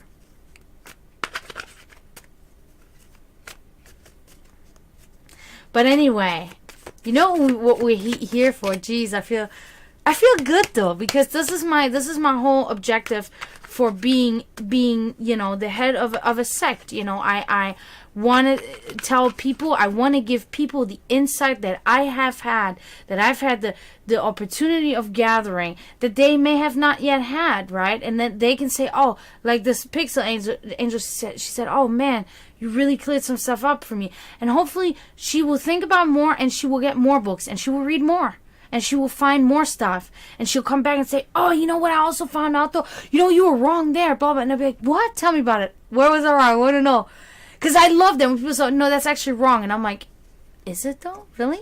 And then they really tell me that I'm wrong, and they explain the right thing to me. I love that. Because I don't want to sit here and say or do the wrong thing all my life. That's what I don't want. It's all about me learning. It's like a path to perfectionism in a way, right? We'll never reach it, but there's nothing wrong with trying to reach it. Yes. Yeah, constructive criticism, you can call it that. Yeah. Or you add to what I was saying. Like Promethean was like, oh, and the Jews said that it may have been, in the Hebrew Bible it said that it could have been a pomegranate or whatever it was. I don't want to say the fucking wrong thing now, but yeah. And I'm like, oh yeah. And then I remember her too. I'm like, yeah, I did. Oh, Jewish scholars. That's what she said. Yeah. So I'm like, oh, pomegranate. Yeah, because the redness, the size, almost the shape, could be mistaken. Now, we don't know if people saw actually these things happen, because most of these things are they're like, what I have really discovered is that even the craziest myths, there's always an element of truth to it. So much of my stuff that I have discovered, that I have read, that I have learned is literally that there's this whole thing. It's like this mantle that surrounds everything, and you have to peel the layers. It's like an onion. You peel and peel and peel, and then in the middle is that tiny little dot, and that's the truth. And that's most of the time the most important part of it is the truth. But everything surrounding it is the nonsense. But it's just dressed up nicely to look nice, you know?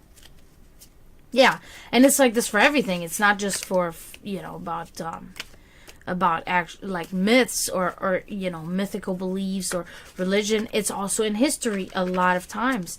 A lot of times in history, things are just written so borschikos, as we would say in German, like so huge, extravagant, magnificent, you know, to make it sound a certain way, to give it the certain.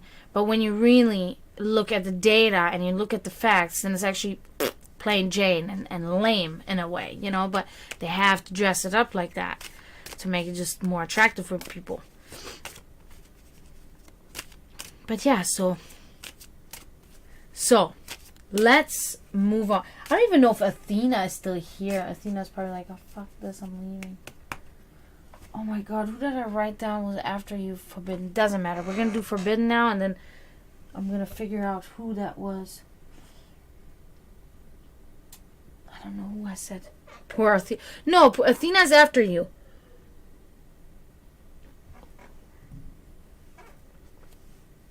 But yeah, poor Athena was like, I'm so annoyed. I can't stay here anymore. I'm leaving.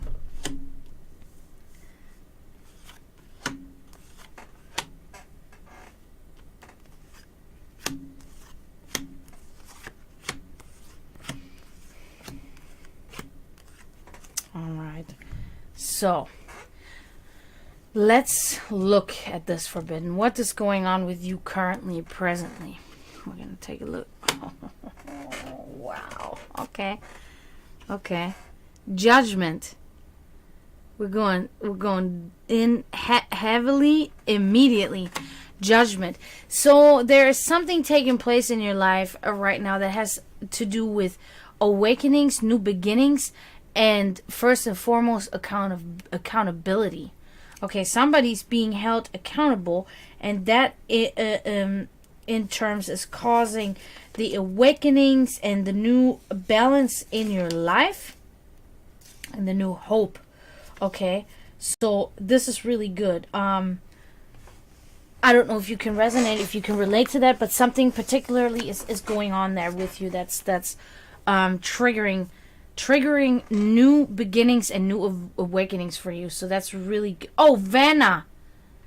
No, you didn't, Vanna. You would. I couldn't read my own handwriting. I was just saying.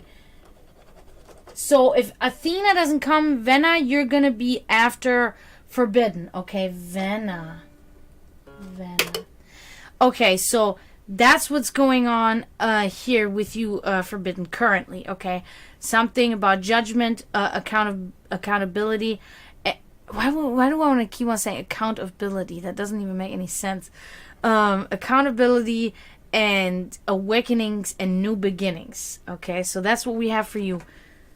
So moving on for the past.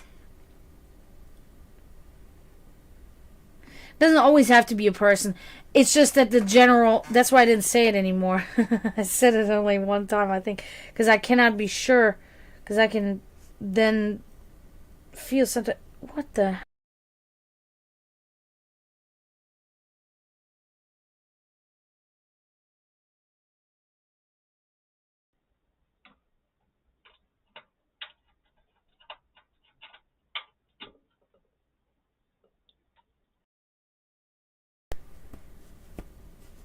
Yeah, I know my mic does that, and it's like I'm starting to get into the rhythm with it now that I actually notice it when it does it, and then I try to fix it real quick. Sorry about that.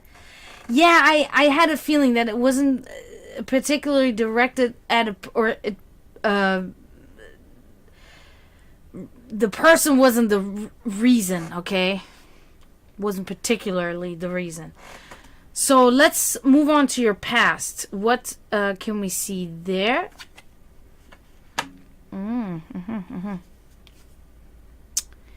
The Knight of Cups inverted. So let me see, because this one I get sometimes confused. No, I have it. Okay, so in the past but this is a person. In the past there was a deceptive person, a falsehood, and a scam. And it was on a larger scale because it's showing up in your cards, okay? So there was definitely something wrong with a person in your life that was deceptive, a liar, scam, a scam. So that was something. Maybe, that person not being around has led you to a good place here where you are presently. That could have been in part responsible for it.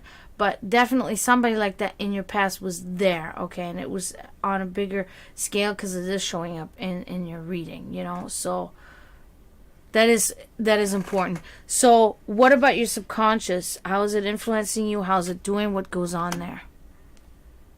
Okay. So you have the Six of Swords inverted here. So it looks like subconsciously you're having a hard time leaving bad situations. You're having a hard time letting go, right? You find yourself over and over, almost like in a circle, in bad situations, and you cannot seem to find the way to get yourself into better perspectives. This is subconsciously. This is something that's going on within yourself. Yeah, that can definitely be. Yes. Yeah. So, so it's an inability to break free from bad circumstances, entrapment in miserable events, okay? Oh, okay.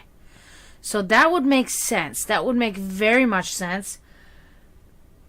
I think that's it. Because even in the picture, when you really look at the picture, he's in a boat, and when you look on the bottom here, well, on the top, but on the bottom regular, things are on fire, and he's floating in a boat. He's traveling. He's leaving. Like this card upright, meaning that you're very good at leaving bad situations and entering new ones, but this one inverted means there is traveling, but there's traveling always in the same bad circumstances. You know what I mean? So yeah, that's what that means. Yeah. Okay, so moving on. Your secret desires and wishes. We're going to check on that now. Oh, love it, love it, love it. Kind of like I had a feeling that's something like that. The Hierophant. So you really wish for divine inspiration, okay? You wish for that. You desire to be just completely balanced within yourself. You want to have control over spiritual needs, mercy, and conformity. You're really trying to spiritual, because this card is really directed to your spiritual matter, really. You really want to be in perfect condition there. That's what you strive for, and that's a big thing for you, and that's good. That being on your mind is definitely one huge step into the right direction. You know what I mean? Because whatever is your mindset, we understand that it will transpire into the physical and so forth, So this is perfect. Really good. What about your hidden forces? How are they influencing you? What kind of forces are there? Let's see. Oh. So you got the Five of Swords here. So it looks like one of your forces is a little bit like you like to come and take over. Okay, it looks like you like to come and take over, and sometimes not as nicely as you should. Okay, it's kind of like could be a little bit a dishonorable victory sometimes. Okay, it's a little bit unfair tactics, and a braggart. Yeah, so it seems like there's a force within you that you see how he sticks out the tongue. I mean, it could be anything.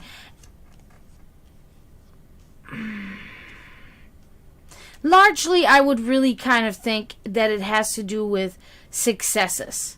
When you have success, you can be a little bit more on the side, like, in German say, etchy batchy, you know, etchy batchy, like, I did it and you didn't. You know what I mean? Like, kind of like that. That's what I see. Because I don't really see that it's really in a really vicious way, but there's just a little bit about you that will come in there, and it's a foreign soldier has entered the city. He shows no respect to the king and dishonors him with his tactics. It is impossible to win against such a foe, so it is best not to fight for now. Gloating over his victory, the soldier collects the 5 swords surrendered to him. So this is what it says, you know. So that is a force within you that's there. You know, we can't be all perfect, right? Because whatever, we all have our little sins within us. Sins. Wild Beast Dreams. Thank you for following. That's Wildebeest? Wildebeest. That's what it means. Wildebeest. Sorry. Beast, though. But anyway. Yeah, thank you for following. I appreciate you. Yeah, okay. So, let's move on to events yet to come, okay? So, hopefully we're not going to see any more bragging or anything there. Just, let's see. Oh, good. Yes, that's very good. So the Queen of Cups. So that's a great card. So in your future, it looks like there will be somebody kind of a kind, caring person, devoted, imaginative, a guiding personality. You're going to meet somebody like that. Somebody that's really going to guide you, that's going to bring you closer to your goal, closer to this goal. Okay, because it is, I feel like, maybe. Could be. Oftentimes is. So yeah, it can definitely be that. It's a very kind and caring person, very devoted, very imaginative, and a guiding personality.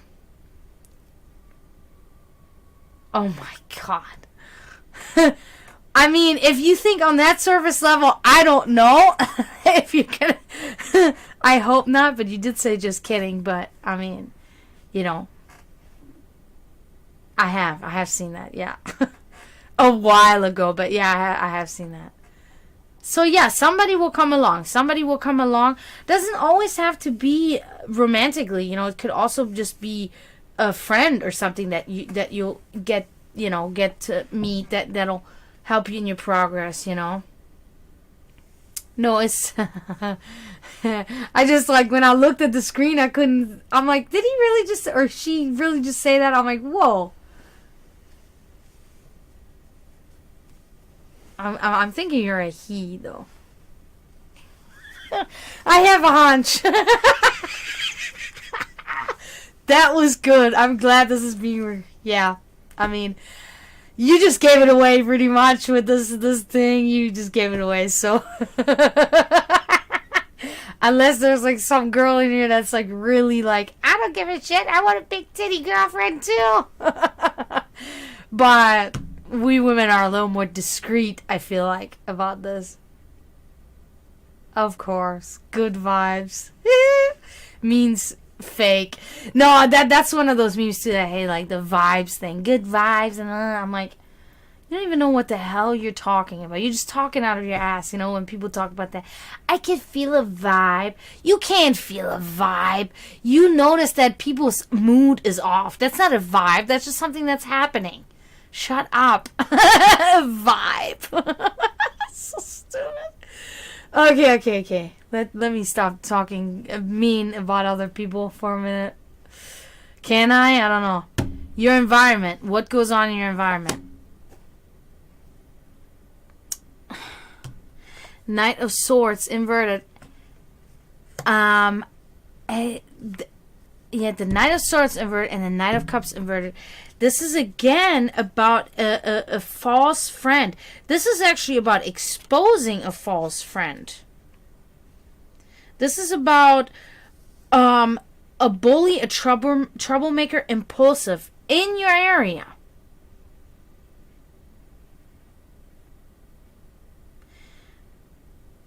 Yeah, somebody in your area is a troublemaker in your environment. A troublemaker, very impulsive, and almost like a bully. Okay? Well, I mean, it doesn't always have to be like that. It could also just mean that somebody that's around you that's not directly doing it to you. They might be doing it to somebody else and you're witnessing it, right? But it is something that you are concerning yourself with. That is something that's occurring around you, that has an impression on you, and that you're releasing, and it's here now. So there's somebody like that around you, that might not directly cause it to you, but they might be causing it. Hello, Ashai. Hi. Thank you for coming. Good to see you. So let's look at the people around you. How are they influencing you? What exactly goes on there? I've been okay. I've had some trouble, but I'm here. It's so good. It's good. Thank you for asking. How about you? I hope everything is well with you or for you. Justice inverted. There's definitely somebody around you forbidden. Somebody is a shithead. I mean, kindly put. So there's an abuse, there's a taking sides, there's a bias, okay? The opposite of justice. Kind of obvious and self-explanatory. So yeah, somebody around you is I believe this is probably one and the same person. They're not doing it. They're not doing a good job. I don't like it, and it's not good. They're not kind people. They jump to conclusions is something that is really resonating with me. They jump to conclusions. Yeah, somebody like that around you is no good.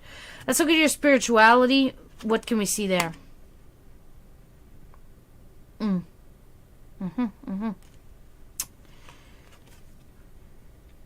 So the 5 of Pentacles. Oh, wait a minute.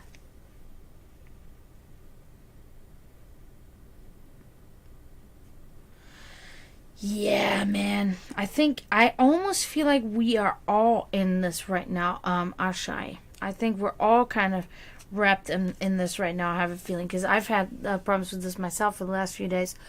And I'm not the only one that I know of besides you. Also, like, I know of additional people. So I think right now is like one of those times where things are a little bit struggling for everybody. Maybe you being in here, maybe it can lift your spirit just slightly, at least. St. John's wort? I've heard about this. Okay, so let me just look at this real quick, because I don't want to get it wrong, because... Yeah, okay. That's what I thought it was. Spiritually... Oh. I'm going to look into that. Thank you for letting me know about that. Because I do take vitamins every day. I take like vitamin B12 and I take vitamin D and I take multivitamins every day. And they have helped. The vitamin B12 particularly has started helping me have better sleep. So maybe, if it's a vitamin, then I'm okay with it. I don't want to take anything. I don't take any medicine at all. Strictly. I take Tylenol if I have some pain that's really overwhelming, and that's usually just a headache, If it gets too bad, then I have to take a couple of Tylenol, but other than that, I don't take anything. Okay, good. I'm going to look into that. I appreciate you telling me about this.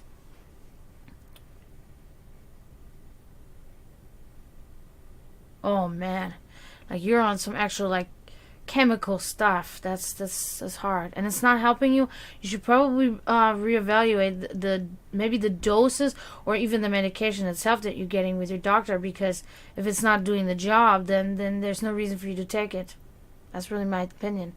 It should help you. It should not make the situation worse or maintain you on the same level. You're paying money, and you're paying money for the doctor, and you're paying money for this medication to help you. So maybe you should get a consultation. Maybe even consult another doctor. Could help you.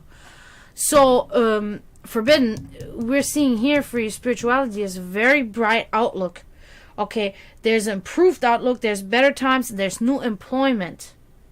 So everything about what you're wishing and dreaming about when it comes to your spirituality, we can see it. So this reflects this and vice versa. It's great. It's perfect. Okay, you're wishing for it. It's happening. It's happening. You're wishing for it. It's good. It's really working well for you. Oh yeah, Promethean, that's a really good point. If they have that, then definitely. That's awesome. See? Technological, medicinal advancement, Now, we're going to look at your final outcome here, Forbidden, okay? We're going to look at your final outcome. You said you just want a general, right? I believe that's what you wanted. Please verify that for me, because I don't want to...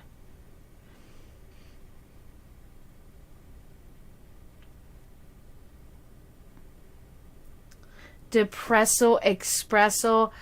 Ashai, I love you. I'm going to use this all the time now. But it's actually wrong, though. Did you know that? Because it's espresso. It's no X. It's actually just an S instead of the X. People don't understand that. But what I find so funny, I will say espresso because it's like depressive expression. You see what I did there? Love it. I fucking love it. I got it. Oh, no, it's okay. So, Forbidden, you wanted the general, right, on your final outcome. I gotta make sure that I'm, because I don't think I can scroll that far back to see. No, because you texted so much. I can't see. Depresso Espresso, dude. This is so great. Because I have a saying that I use too. Messy, stressy, and depressy. That's something that I use. But that's cool. So, I'm going to think I can remember that you said you want to know general Forbidden. So, I'm going to... I'm a little bit messy, stressy, and depressy. Alright, Forbidden, I'm going to read the general final outcome for you. I have really good hopes. I have really good feeling. Let's take a look at that, okay? Huh. Okay, a little more complicated than I thought. The sun inverted. So, it looks as though there's going to be some sort of separation in your near future, okay?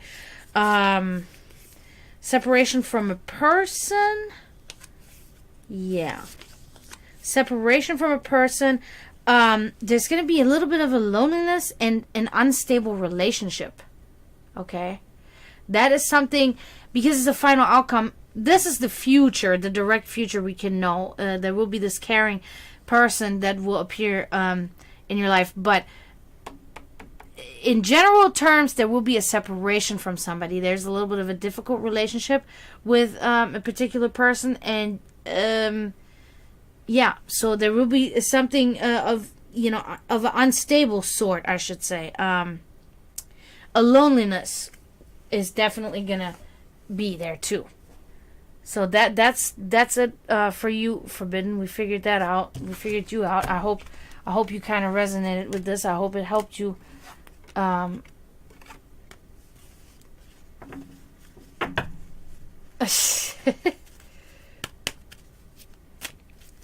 hope that was good. I don't see you typing in here now. I hope you're okay. I hope you didn't faint and say, "Oh my God, this is crazy."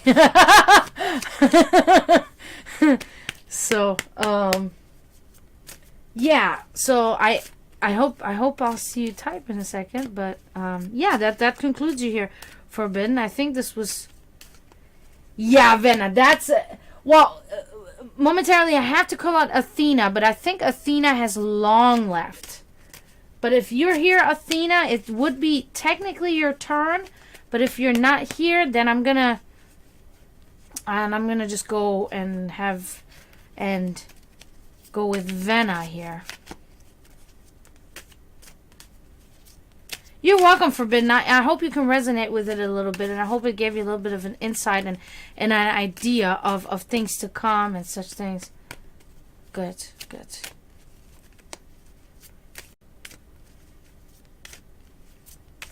Oh. Sorry about that. Sometimes this helps though because it mixes them up even further, which is good.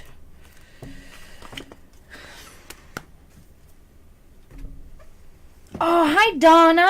Cool that you're in. Yeah, okay, so Athena is not here anymore. So Venna is my next. And then you can be after that, Donna, okay?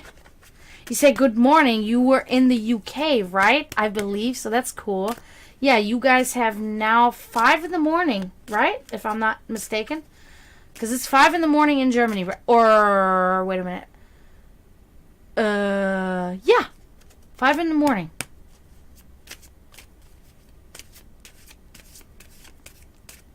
Oh, yes, Venna, definitely. I can definitely. Oh, no, that's forbidden. That's my temple. That's my house. I painted this wall myself. My altar, my other altar, which contains all my ingredients. Well, back there is my vanity to do my makeup, and then behind me is my bed. But yeah, this is my I call it my temple because I built a little temple here in my bedroom. My bedroom is big, so I have room. Oh, and here's my awesome sewing chair. It's an actual sewing chair that opens. And right next to me is my paintings, or my current painting, and I sit on the sewing chair and I paint on this painting there.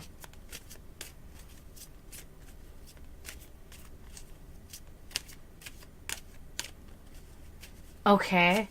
Ooh, that's interesting. That's exciting. Oh, it's 2 in the morning? Where are you? Where are you then, Donna? 2 in the morning? 6 hours. Okay, yeah, okay, so I had that wrong. Yeah, I had my math wrong because I'm not really thinking. Yeah, I have to reach 1,000 followers is my thing. If one of you see, I have my camera's actually reversed. I just like it better like that. I don't know why. But if you could follow me on my TikTok, Dragana1988, I need 1,000 followers. I only have like 46 right now. So, rainy England. I love it. Love my rainy Europe. Miss it. But yeah, that's cool. Yeah, man, I'm definitely gonna check that out. And yeah, thanks Forbidden. That would be awesome. Yeah, I want to show you guys too, though, real quick, just to show you, because I'm always so proud of my new guitar. Look at my new guitar. I'm a bass. Oh, the thing is still on. I'm a bass player, actually, but I play guitar too. My guitar player was in my room earlier and played it. That's why. Yeah, I'm not gonna do this now, but yeah, that's my guitar. Love it. It's a Jackson. It's awesome.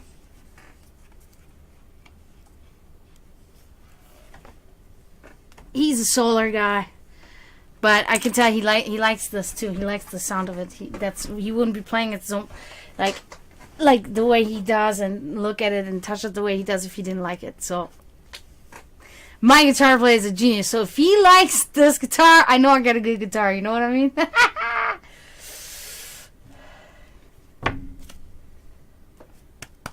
Can't find it.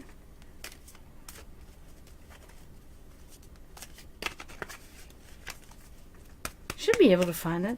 Or Dragana Milosavljevic, maybe? Maybe I have it under my last name? Under my father's last name, I should say.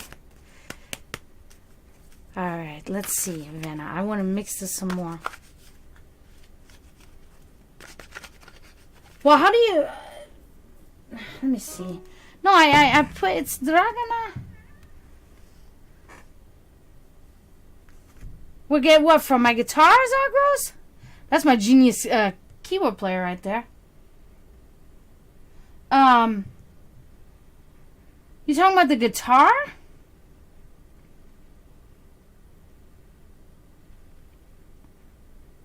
Not the right account? Let me see. Sorry, Venna, I'm like confused right now. Yeah, it's brand new. I got it for you. That guy's funny. Oh, yeah, okay. Sorry about that. It's Dragana Milosavljevic, 1988. I wish my camera wouldn't go blurry like this. I don't know how well you can even see it. Yeah, that's my mistake. I'm sorry. I thought I had changed that though. Yeah, because see on the top, it says Dragon 1988. TikTok.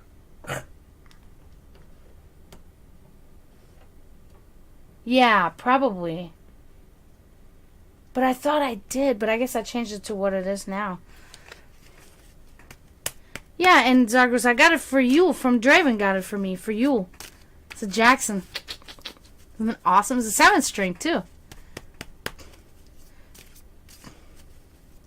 No, I think I changed the honestly, Forbidden, but I think I changed it to, not what I should have changed it to, apparently. Because I wanted to change it to Dragon 1988, but I don't think it probably let me, because it probably already exists. Because in Serbia, Dragana is not an uncommon name. It's a common name. My father's name was Dragan, which is a very common name in Serbia, you know. So I'm sure there's probably another Dragana 1988. Okay, so anyway, we're going to go now, Vena, and we're going to really find out what goes on. What goes on, okay? Maybe you could still find me somehow, Forbidden? You saw my picture, right? Kind of what it looks like. So maybe you can find me that way. Sorry, guys. I'm new to that TikTok thing. I have 45. Oh, I think somebody unfollowed me. I have 46. I don't know. I don't know how this works. See? If you can see my picture. See how it always is? I'm following 77 people and 45 are only following me. On my Facebook, I have like 200 and something followers and I'm following like 800. I'm like, thanks, you guys. That's shitty. Pisses me off.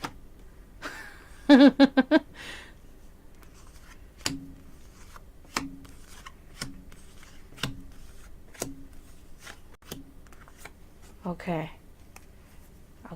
So, we're going to right away look at your current situation here, Vena. We're going to see what is going on with you currently. And let's take a look, okay?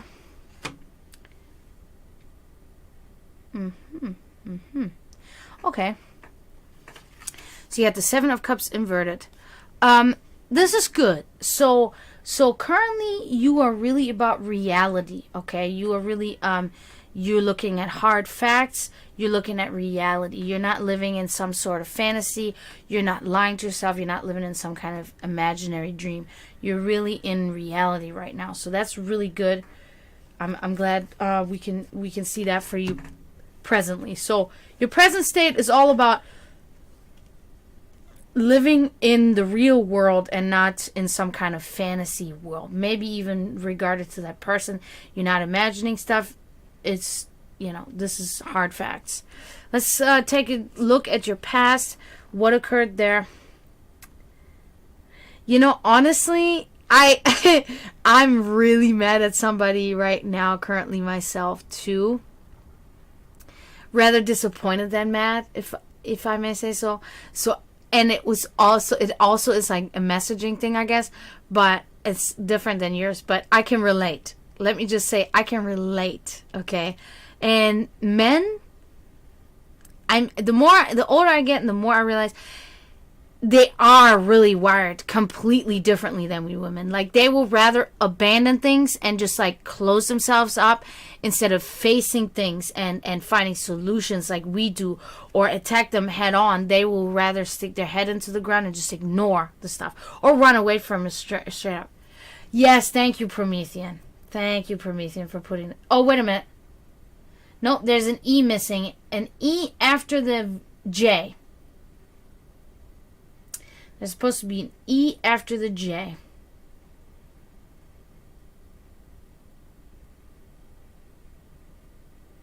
TikTok. I don't have Twitter. I don't think I have Twitter. Sometimes I don't know what I have. Mega avoidant. Yep, that is how they are, because they like happy times. They like happy and cool and just everything is fine. That's how they can live. As soon as there's something that has to do with responsibility or or things that they have to take care of, most of them just fold. It's really weird. Yep, that's it, Prometheus. I hope you can see that, Forbidden. That's my TikTok thingy. Thanks for doing that. I don't know. I don't even know how to type in this chat. Just forget me. Just delete me of everything. Okay, so anyway, you are in reality, Vena. You're in a good place. It's okay. So the past, though, what happened there? Interesting. See, 4 of Pentacles here. So in the past, there was something about... Usually the Pentacles are related to materialistic aspects, okay? So, yeah. So it was about, like, yeah, that's true. So... One who is tight with money, greed, selfishness, putting material gain over all else, a miser. A miser.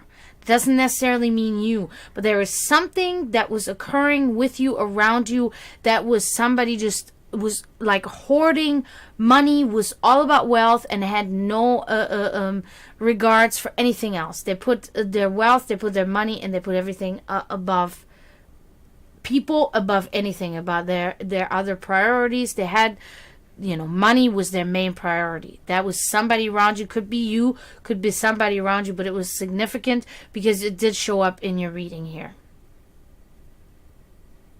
Selfish with his time. Okay.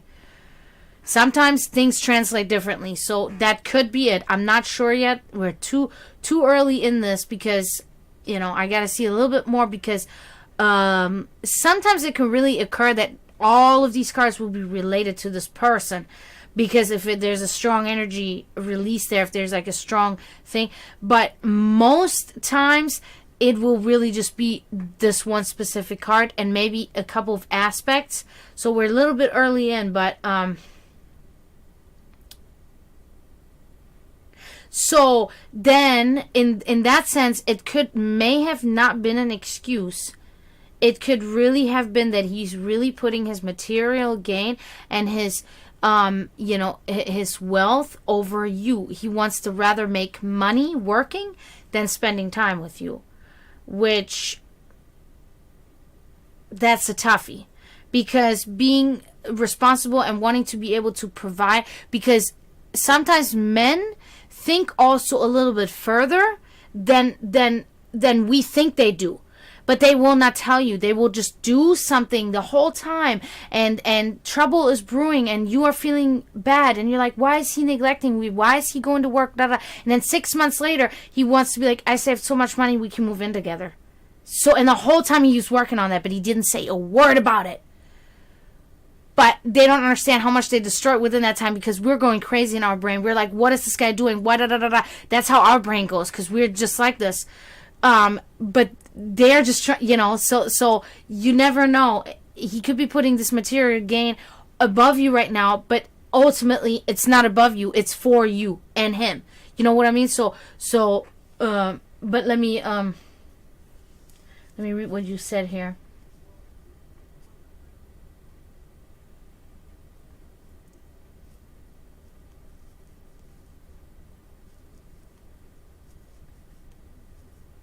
Okay, so how do you know that he lied when he said that? Did you really catch him straight up, blatantly, that you know for a fact that he lied? Because it seems like because you're saying he lied. So you must have proof that what he was saying to you was false.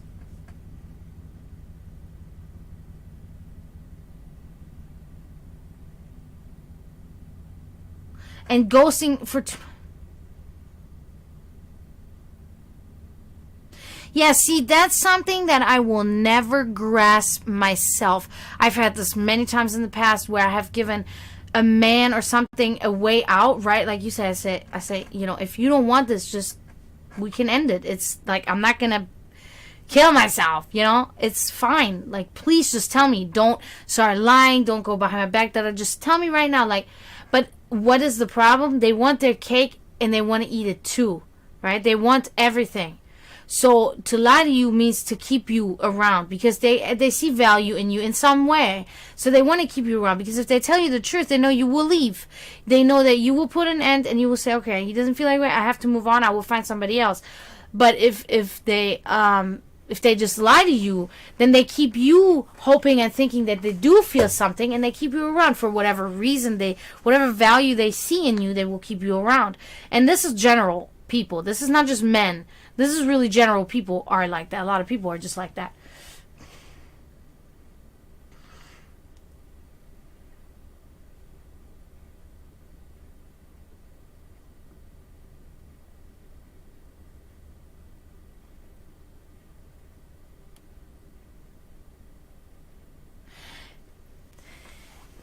Now that kind of thing, in my opinion, in my honest opinion, is like it's like emotionally very immature. Okay, that's immature.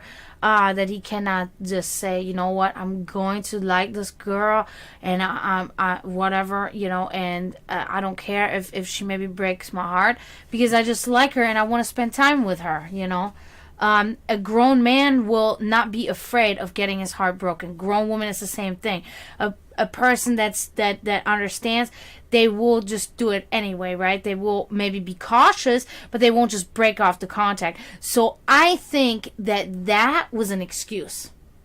I believe that him portraying it as he got very emotionally involved, he's trying to make himself sound like he really gave a shit, when in all reality, because flirting with others, then suddenly, that's not to hopefully dislike you and like somebody else. That's an excuse. That's an excuse. The guy just wanted to flirt with multiple women. But he could have just said that, right? He could have just straight up said that to you. That's the issue. That's the issue I'm having here. He could have just said, listen, I want to keep my options open. I would like to talk to other women too. You may have not been the happiest about it. You may have been, oh, damn, okay, well, all right. But at least you can sit there and say, well, he warned me. I knew about this, But that's the thing. He wanted to keep you around too. But it's like when you already start your whole relationship, even if it's platonic in the beginning, when you already started with lying and manipulation, then it's already wrong. Doesn't matter, men, woman, woman, man. When you already start with lies from the beginning, it's never gonna work. There's never gonna be trust. Because now, everything after that lie is uncovered that he or she says, you must consider a lie. Because what else are you gonna do? Or you will consider a lie. Because it can be. Because it was already done in the past. You see? It just creates so many problems. Honesty is just the way to go. Or openness, You don't even have to tell everybody everything that you're doing. But you have to be open about your feelings, what they want from you. You have to explain it to them. When they ask you a straight question, you have to answer them straight back. Diplomatically, but you have to be open.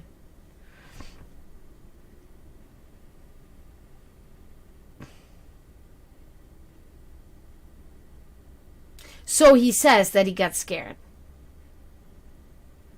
He didn't get scared.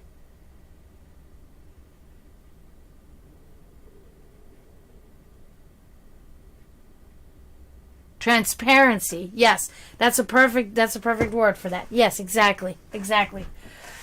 And that this biggest thing to me too is that ghosting part. That ghosting for 2 months. That means that in those 2 months, and this is something that my mother explained to me. My mother had hard times with me because I always, in my 20s and even in my teen years, I fall for the guy and he can do no wrong, right? Everything, he's perfect. Whatever my mother said about him was wrong. But in the end, my mother was right about every single man that I had ever been with. And she knew it from the moment I met the guy. It was crazy. Because, witches, shamans, shamankas, we have it in our genes. We have it in our blood. We know these things. My mother knew these things. So it's like, she would always tell me, like, if a man does not text you, does not call you, does not nothing, then he doesn't want to speak to you. Like, you're not something that he desires to speak to. Because if he did, he would. There's no reason to not. There's no excuse. There's no reason. You can at least send a text. Nobody's so busy. Everybody goes to bed at night, and before they lay their head on the pillow, they at least put their alarm or something. You can send a text. I don't want to hear excuses. So if somebody doesn't speak to you for 2 months, it's because they don't either think about you at all, or they don't want to talk to you. That's it. Like, I don't want to hear anybody say, it's because... No, that's it. That is fucking it. Simple as that. Unless, of course, something happened, right? The guy went to jail, or freaking... Or his phone broke, and he hasn't have a phone because he didn't have money to... there are, of course, exceptions to the rule if they are true. But if there's no special circumstance, the plain Jane explanations, they didn't think about you at all, or they didn't want to talk to you at all. And that's it.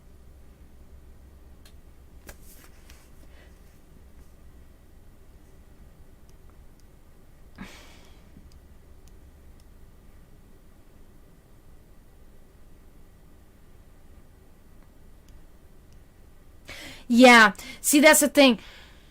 It's seemingly it seems that he thinks, okay, so she obviously feels some sort of way about me because she's going through the effort of texting me. She's going through the effort of trying to console me, trying to talk to me, wanting stuff out. So the fact that he's still watching your Instagram stories, but he is not reacting to your message, means that he still wants to keep his eye on you, but he doesn't really want to get engaged.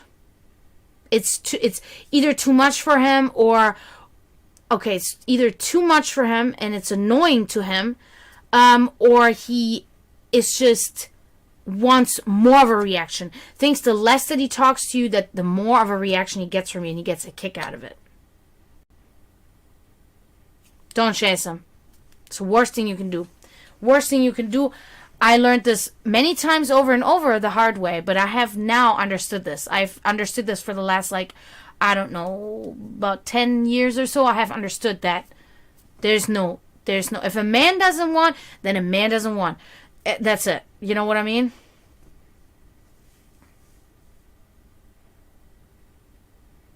And again, that's fine. If he wants to keep his options open, that's fine. But then he needs to just say that. And not have her dangle. He's dangling her like, she's waiting on my response. She's waiting. No. That's not an adult. That's a child. That's what a teenager does. He wants to feel wanted. But it's like, okay, you are already doing the effort. You're already wanting to talk to him about this shit. You're already showing that you want him in this sense. So that's I think you've done your part. You know what I mean? I think you've done your part, and now,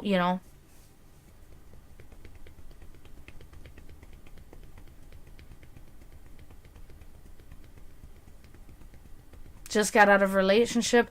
I'm telling you, 9 times out of 10, when a man gets out of a relationship, the next girl he gets with is a rebound. Nothing more. They are so devastated after relationships.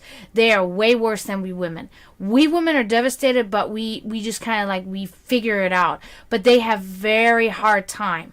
Very much more hard time, because it's like this mother complex. You know what I mean? So that's why when I'm single and I meet a guy and he says, oh, I just got out of a relationship, bye. No.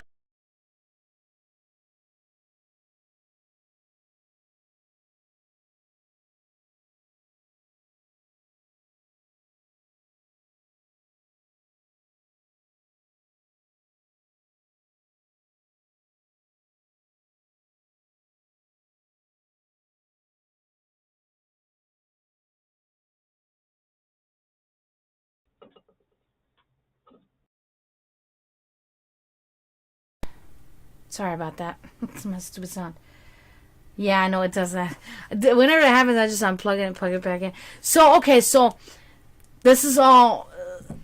trust me, I really dislike talking about relationship situations, because I've been in so many bad ones. It's always been bad. I've really literally been never in a good relationship, honestly. Or it never ended good or whatever.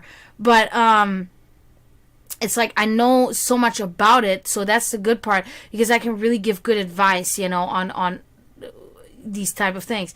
But it's also then again sad, because I hate talking bad about men. I really do, because I know at least two men that are really men and that are really good men, like my dad and my fucking brother and my two cousins. Okay, so I know four really good men. Like, they're there for their family. They're just fucking straight up men, good ones. So for me it's really hard, because I have never been really with a man that was an actual man, first of all, like doing manly things, like a woman, like a grown man, like a grown woman. It was always like immature bullshit and lies and just childish shit, teenage shit. And so it's like I have this love-hate relationship when it comes to men, you know what I mean? And even my father himself wasn't always the best father, I mean, so it's hard for me, because I really like them, but I really hate them too, so it's kind of like in a shitty position in a way, He's an avoidant. Avoidant. We got a new word, cool. Like depresso espresso. I love that. I'm not gonna forget that. So let's move on though. Let's keep this energy, because I feel it's spiraling out of control and I'm the culprit. So, your subconscious. We're gonna look at your subconscious here now, okay? What goes on? Yeah. Okay, so it's the Ace of Pentacles inverted, okay? So you are in turmoil, okay? So subconsciously you are not really stable with you're not really stable with your spiritual self. It's like a false happiness, okay? It's a sadness in spite of material gain and squandering wealth, okay? So it's almost like, don't waste time. See, now this stuff is starting to take shape into this direction. So, yeah, that's what I see. Yeah, that's what I see here, unfortunately.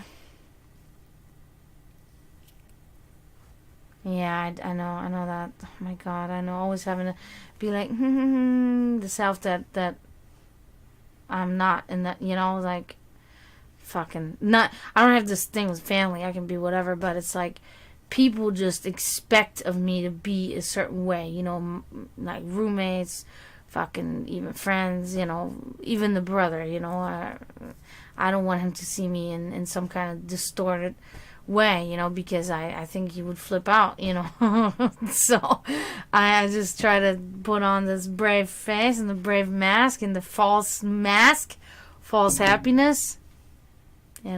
Yeah. So, all right, we understand this. So, what are your secret wishes and desires? What is going on there?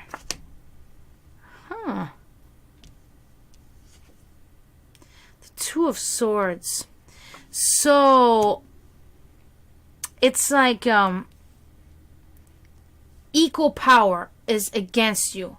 Equal to your power, okay, is against you right now, at a standstill. It's like a stalemate right now, okay? Makes sense, doesn't it? I knew it was going to start aligning, and apparently there's a lot of energy from this coming, and it's coming here. That's what I think I'm seeing here. So, yeah, so this is, I think, also related to the situation with him there. Stalemate, balance power is an immovable obstacle. Rest before action. So I'm not quite sure how your wishes and dreams play in there, but I think it's almost like you are wishing for action. You're wishing the rest will bring action, okay? Yeah, so that's kind of what I think when it comes to what you're wishing, but there's definitely stalemate going on. Immovable obstacle. That's something that's currently happening there. Your hidden forces, we're going to check on that. The Devil.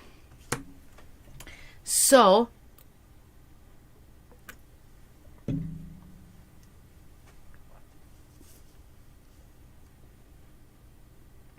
queen. You're gonna be after Donna. If Donna's still here. You'll be right after Donna. Good, good. I'm good. How are you? So where did you send him this message, Venna? On a social platform or on an SMS or? I call it SMS, like messages, regular phone messages. In Europe, we call SMS.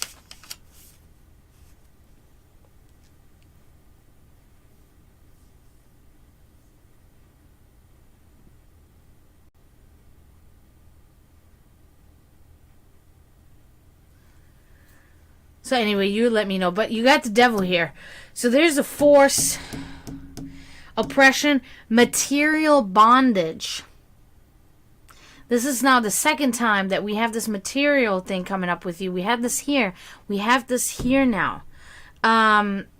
Material bondage, evil fantasies, obsessive desires.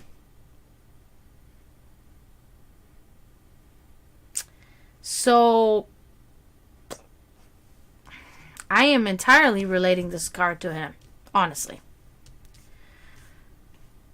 Evil desires, as in, you know, evil may be an extreme sort, but it's like a, but the obsessive desires, that's what I'm seeing. Obsessive desires,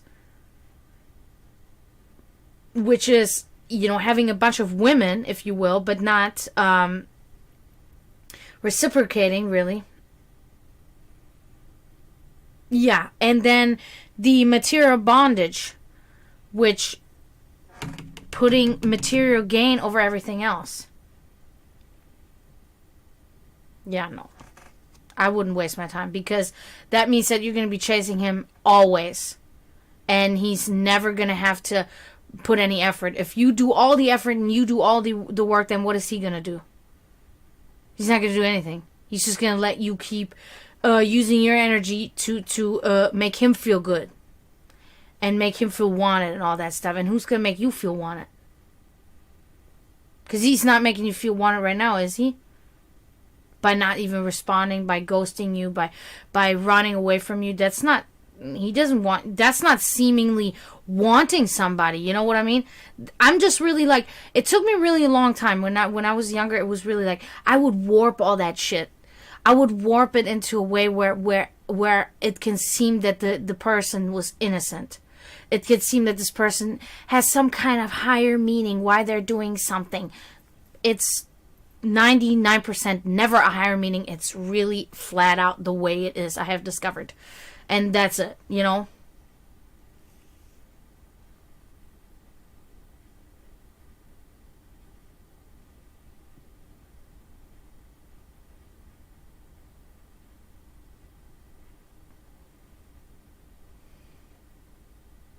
Yeah, and he's selfish in a sense because he's not open with you, and he's not putting boundaries to how he can hurt you. Because that's the ultimate problem. He's hurting you. He's having you sitting at home being nervous, thinking, anxiety, wondering, where he is talking to some other girl about nothing maybe, and not even thinking about what you're going through. That's selfish, and that's crap. And that to me right there is like that's a general thing of men I have discovered. Like, they will not think about you at all, that you could be concerned. You have to drill that shit into them for years before they finally say, oh, you know what? This and this, because you complained about this and this, so I got you this and that, or some shit like that. And it's like, okay, yeah, that was like 1.5 years ago that I said that. And you're just now realizing that's something that was concerning me. And it's like, wow, dude, that's fucked. But that's not, you know, that's something still where you can overlook, because it's a man's thing, because they have a hard time just kind of like, I think what it is they have a hard time understanding the severity to us, because to them it doesn't seem severe if it were to happen to them, you know. But if something is severe to us, to them it's like, you know, whatever. So they just think it's whatever, but they don't understand that we think about it differently. You know, it goes from person to person. You that's what I mean. Like, we're really wired differently. I thought that was a myth for the longest time, but I'm really starting, as an adult, like, to see that, no, we are really Mars and Venus for sure. There's no, So anyway, so we got this here. Let's look at events yet to come. Okay, hopefully we can pull up something good. Four of Wands inverted. Look at them. It's a couple holding hands. Unfortunately, this card is inverted, so it looks like in the future there will definitely be an insecure home life. There will be a separation. There will be divorce. Okay, it's something that's gonna happen. Doesn't mean it's him, but I mean, the way it's going, it could very well be him. Okay, the chances are high that it could be him.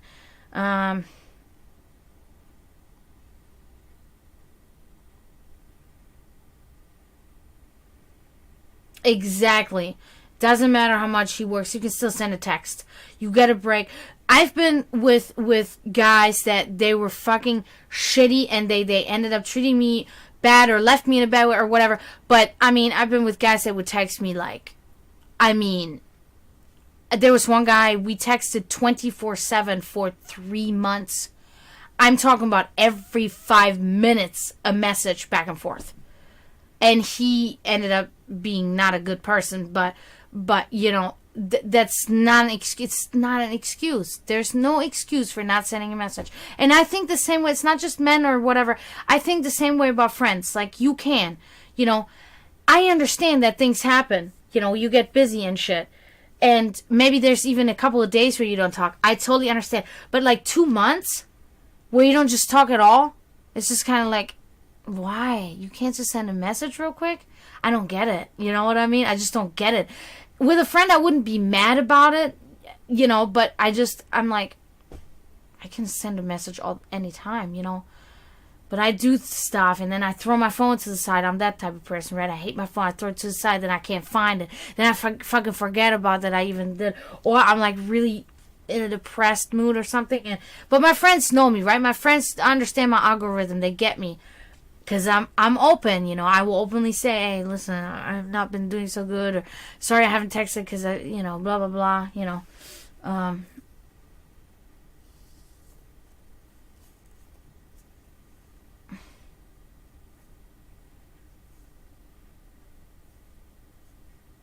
Right. See, Prometheus makes a really good point. It comes down really, if I'm interpreting this the right way, it's like, actions speak louder than words. That's really just it. Like, he says something, but if that doesn't align with what he does, then it's not true.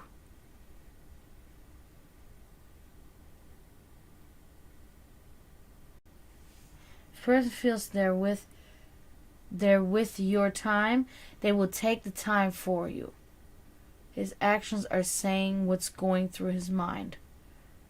Which means not her, right? That's how I'm interpreting that.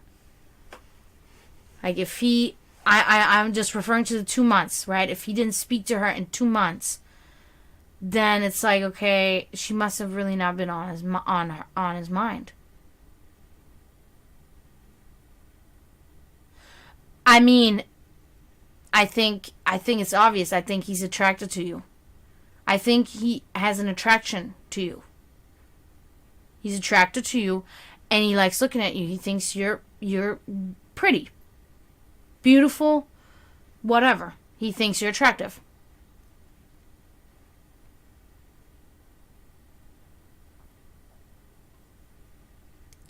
He thinks you're photogenic. He thinks you're attractive. I don't know if you have any special content that you have on your stories that you may be looking at that, but it sounds more like it's a personal thing and you just kind of take pictures of yourself or something like that. So I think that he looks at it because I don't think that, there's anything wrong with that because, it seems, you guys were probably intimate and stuff like that. So, yeah, and it's so funny because what kind of producer? I want to know now. Okay, a mix of selfies and your work. Okay. Like a music producer? Or like you produce cakes? No, I'm just kidding. I don't know. Oh, television. Oh, cool. Okay. Yeah, that's interesting. I don't know exactly what you do, but that's cool. That sounds, yeah, because there's a lot of stuff that I can probably fucking learn about that. You know, how things are done. So, yeah. So, okay, so if it's a mix of your work and selfies and stuff, okay. Oh, interesting.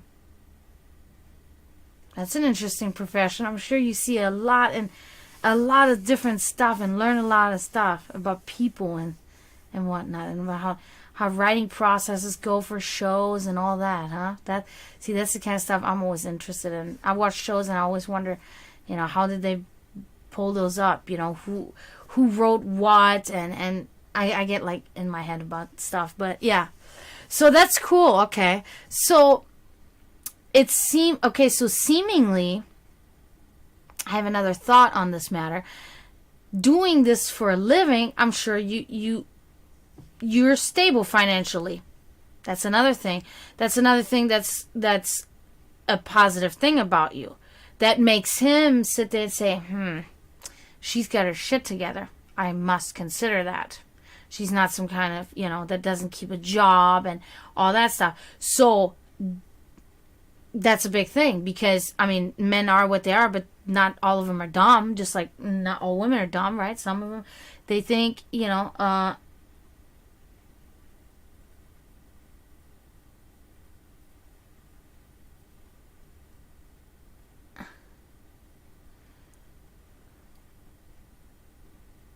didn't trust you. Okay.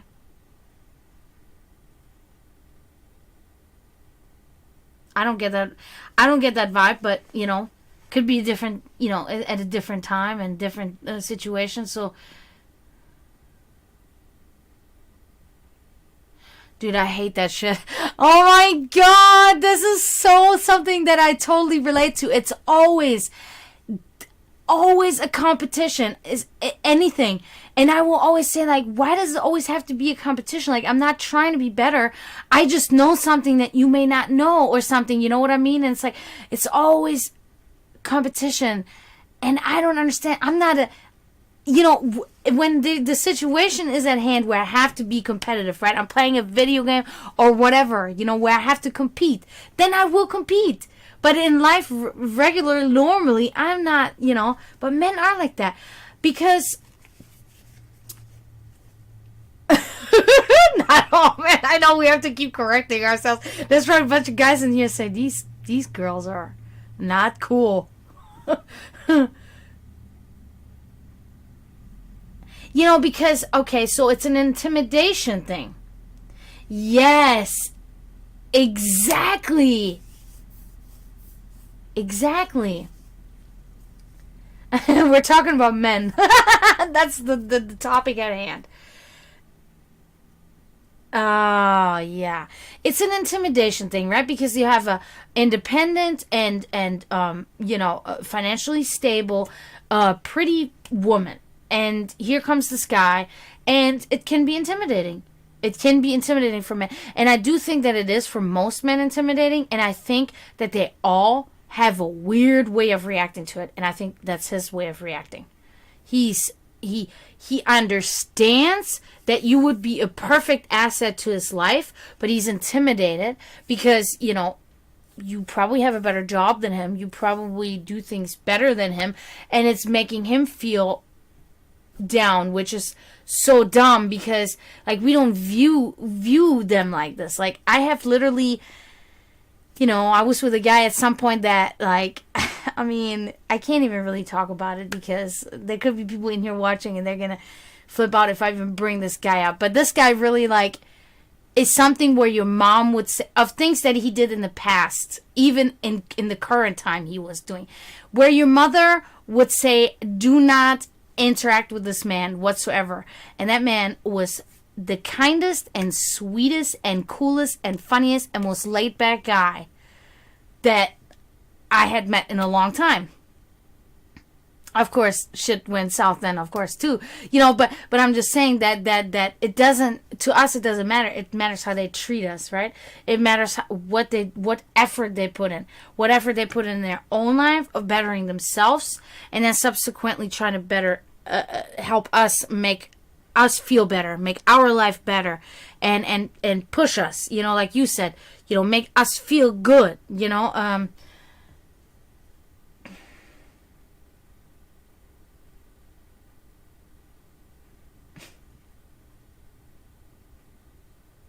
oh God. So he's like one of those. Oh wow. That's kind of sad. I feel pity almost like now. Yeah, yeah, yeah. Oh man. I mean, the more and more I see what you write about him, the more and more I think to myself, just like, don't even worry about that guy.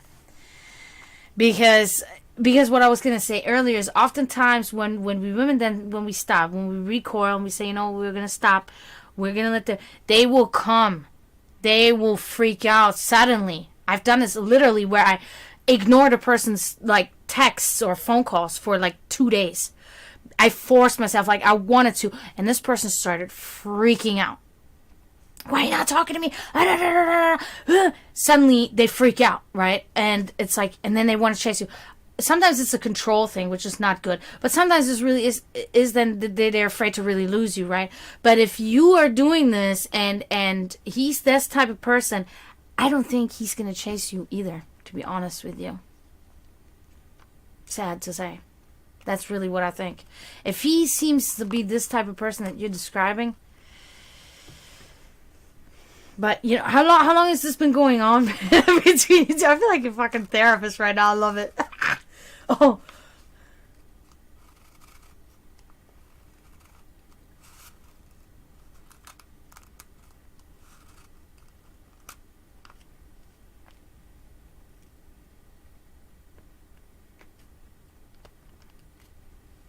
Mm.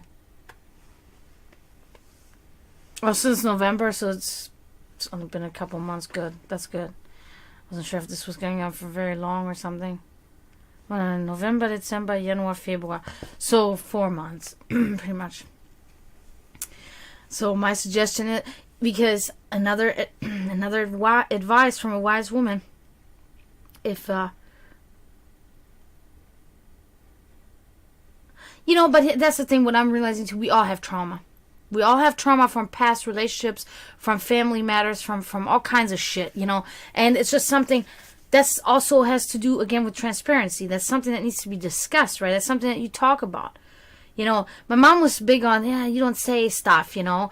Sometimes you don't tell them, but it's like, and I can understand why she would say that, and I have also learned my lesson on that there's a time and place, and blah blah blah, and there's ways, and sometimes it's better to leave sleeping dogs lay, right? But oftentimes certain things that are really severe, they just have to be really discussed. They have to be discussed right from the get-go. You know what I mean? Because if you don't, then it's just gonna be you're gonna be always acting and reacting based on the trauma that you've had, and you're gonna be directing this at your new partner, you know.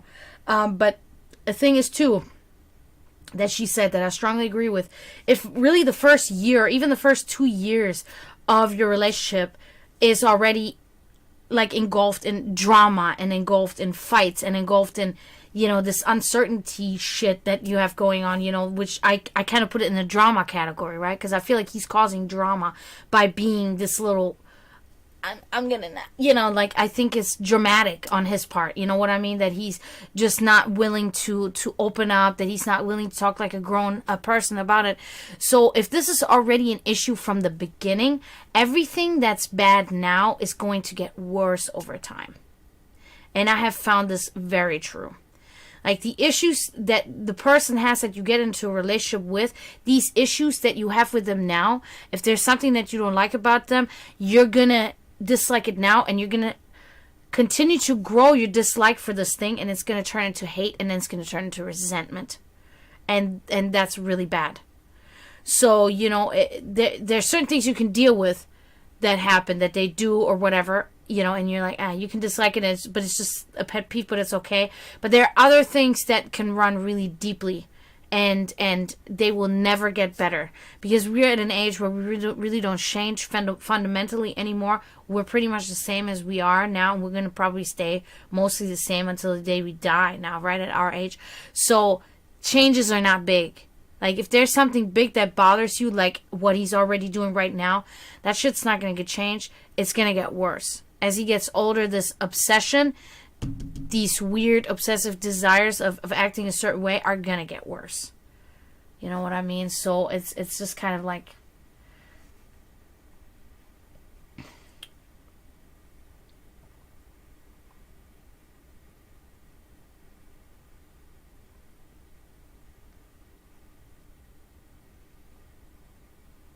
Well, I mean, that could definitely something that happens.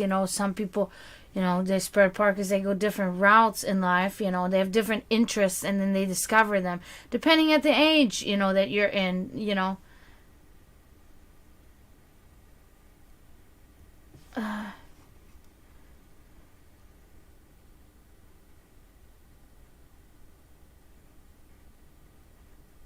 So maybe he's lying about that. Maybe he is not even an active person in that sense, and just said that to impress you. But then when you realize, like, oh, really? Yeah, I'm right on your level. He's like, damn it. She's going to find out I'm not that person. Now she's going to find out I'm not that person at all. He doesn't want an equal. He wants something that's lesser than him. That... Sorry, guys out there, that aligns with men in general. Yeah, absolutely. Absolutely what is most men are like, because it's a pride thing, because they are hurt in their pride because of that, which is so dumb. They should be proud. They should be like, my woman, she makes such and so much money. She does this. They should be proud. They should present their woman with pride. Doesn't matter about them, because those are two separate things. My mother always made more money than my father. Almost a lot more money than my father. My father didn't care. My father was like, yep, my wife, marketing manager, this and this. He loved that. He didn't care. Opposite. He was happy about it, Hi, Vettel Ben im Bam Bam, what's up? It is dumb, isn't it? Yeah, it's a problem. It's a problem. It is something that happens at jobs too. The bosses expect you to do what you're told, do what they tell you to do, and never say a word. They want you to be a droid. They want you to be a droid and do what you're told. This relates to... This is how the parents raised them. This is what the parents raised them to believe, including their mothers. Gave them the same idea, because of course the mothers have been with their fathers for so long that it shows, okay, women accept this type of way. This is how they have to behave. This is how they should behave. It's what I see my mother do. So, and this is what my father tells me they should do.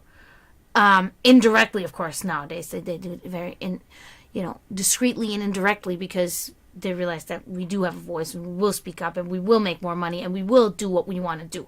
And they cannot suppress us, okay? These times are over. At least, hopefully, completely over at some point. They're coming, okay? Still gonna be a while before our kids, before our grandkids, but, whatever. But, yeah, it's like this, and it's like when my boss tells me, and I had to talk with my manager the other day, and I should have really reacted differently, because she pretty much told me, whatever Roberto tells you to do, you just do it.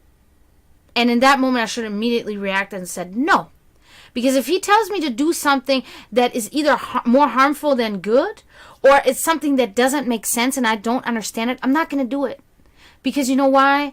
Because I'm going to ask questions. And I'm not going to do it because that's... And I know people call me crazy for saying this all the time, but this...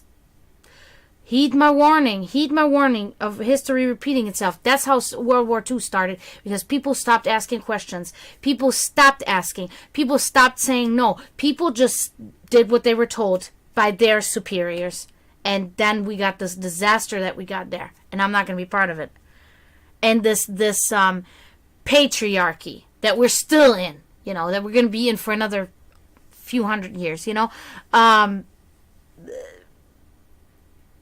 that's just, it's not good. It's just not good. This whole, how everything can spiral out of control, and that men are not just more happy that they're, because you want to think too that these guys, they have daughters. They have fucking daughters. And it's like they want to treat women better, but they have a child, a female child.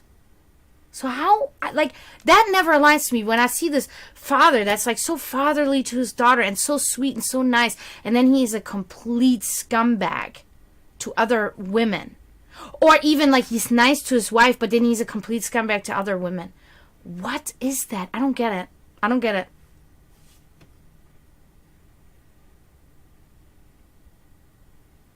Yeah, okay, so let's move on then. Because that's, we're going to take a look at that. So, your environment. What is going on in your environment? Okay, so that's the Five of Swords inverted. So, it looks like in your environment, there is some sort of rest, okay? And there's some sort of coming out of rest with renewed vigor, okay? Okay. Renewed vigor, a return to daily life and events, activity. So, that sounds pretty positive.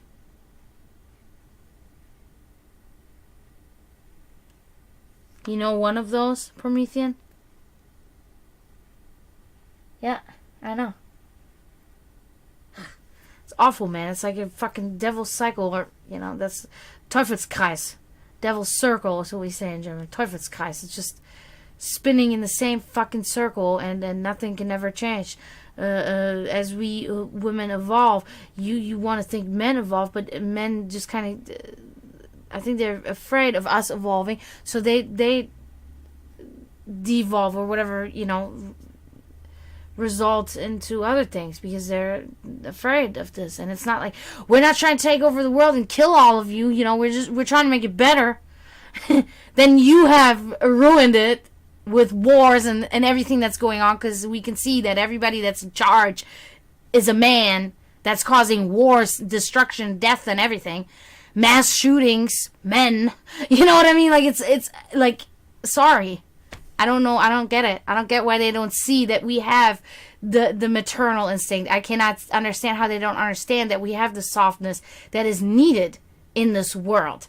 We bear the children, and we are here for this reason, to keep these things in better line in a sense, But it's hard. It's hard to find men that actually like look at us women and say, these are like even maybe superior creatures. These are creatures that need to be treated with real good care, because they, do what they do, even if they don't produce children, but of who they are and what they do and what they don't do and what we do, in men's situation. But yeah, that's good. The cord cutting ritual, that's really good. That can be very helpful. I've done it like once or twice. I've had to do that in my life. If it's really hard, I would really suggest to you do a really extensive ritual that takes some time, where you really sit there for a while, meditate on it for a while, because I would really say the more you prolong the ritual, the better the result. That's usually my experience, So, but let's see. People in your area, around you, in your environment, how are they influencing you? Oh, the Nine of Cups. So that's really good. So that is a sign somebody around you, something around you is pure joy, material success, overall well-being, abundant pleasures, and choices. So you find yourself around people, or there's somebody around you that's making you, putting you in this position. Seemingly you say you have a good job. So these things are both good. Okay, this is a time of rest. But coming out of rest with renewed vigor, okay, that's in your environment. That's really good. Action, back to daily life.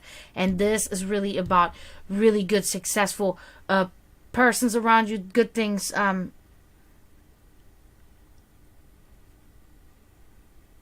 That sounds like a wonderful time right there. So yeah, that's good. That's really good. I'm glad that you have that, and that's good. So next card, your spirituality. How is this influencing you? We're gonna check that out right now. Okay, that's cool. That's cool. So you get the Three of Wands. Look, she's looking at progress made. That's exactly what this card is about. So you're kind of reflecting on things that you have done. Oh crap! It's gone. I gotta remember now. So yeah, it's about pretty much the stuff that you have.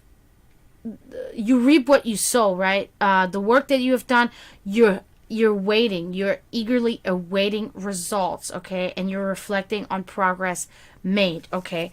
So that's a really good card. That's for your spirituality. So your spirituality is you're working on it, and it's growing, it's evolving. Where the fuck did I put this? It must have fallen down or something. It's somewhere. I threw it. Because, I just throw shit around. It's really weird. And then I can't find it, and then I get so angry, and it's like, why did I do that? I don't know. No, it should be in here, though. Wait a minute. Because I don't know what the next card's going to bring. I just want to make sure I say the right words. I hate for me to say this, and then, because, yeah, that's the exact one that's missing. Shit. I will find it later. It's fine. I feel like I stuck it in here somewhere. Because why would I not do that? Why would I put it anywhere else? I don't know. I can't find it. Doesn't matter. We're gonna look at the last card, and then I'm gonna take a quick break, and I'll take the next reader after that when I can find the stupid paper. Last card for you. We're gonna look at this message now. I cannot guarantee you that it will give me the answer, but I can definitely look and hope that it will occur. Okay, so let's look. Oh, okay. The Four of Cups. So seemingly, this has something to do with boredom. The last card is supposed to be about your message. I'm trying to find a way of how I interpret this right now, because it is about your message. And this card is the Four of Cups, and it's concerned with the fact that you're really, there's like a boredom, okay? It's him. He is bored. Even so, he has material success and just generally pretty successful in life. There's boredom. That's what I see. So literally my interpretation is the message bores him. Okay, and the reason why I say that is because of this card here. Because I see that this man generally has obsessive and not good desires, okay, and oppressive desires. And they're not being fulfilled. And seemingly they're not being fulfilled by anybody, not even these other girls that he's talking to.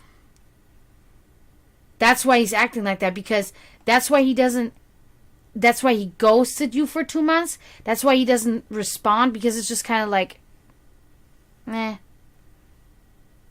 boring, like that. That's what I'm seeing. He's not getting the thrill almost that he's seeking, because his thrill is not a good thrill. It's not working for him. It's negative. It's negative, not for him, because he likes it, but it's not good for everything else, for all the other people around him, like you or other girls. That's what I see there, because that's the interpretation I have, because that is unfortunately a thing too, that men, they get very bored very quickly if they don't get exactly what they want. And I think that's the thing. Honestly, I think a lot of the shit that he's told you are lame excuses. But I already said that earlier. I think they're all excuses for something, and I couldn't quite figure out what it was. And I think now that I see this, I think I can say, just, that's just what I'm saying. That he has some kind of shit that he likes to have multiple women, or he likes to do certain things or whatever, and he's not getting the thrill that he's seeking. And that's why it's just like, oh, whatever. That's why he talks to multiple women in the first place, because he's trying to fill a hole.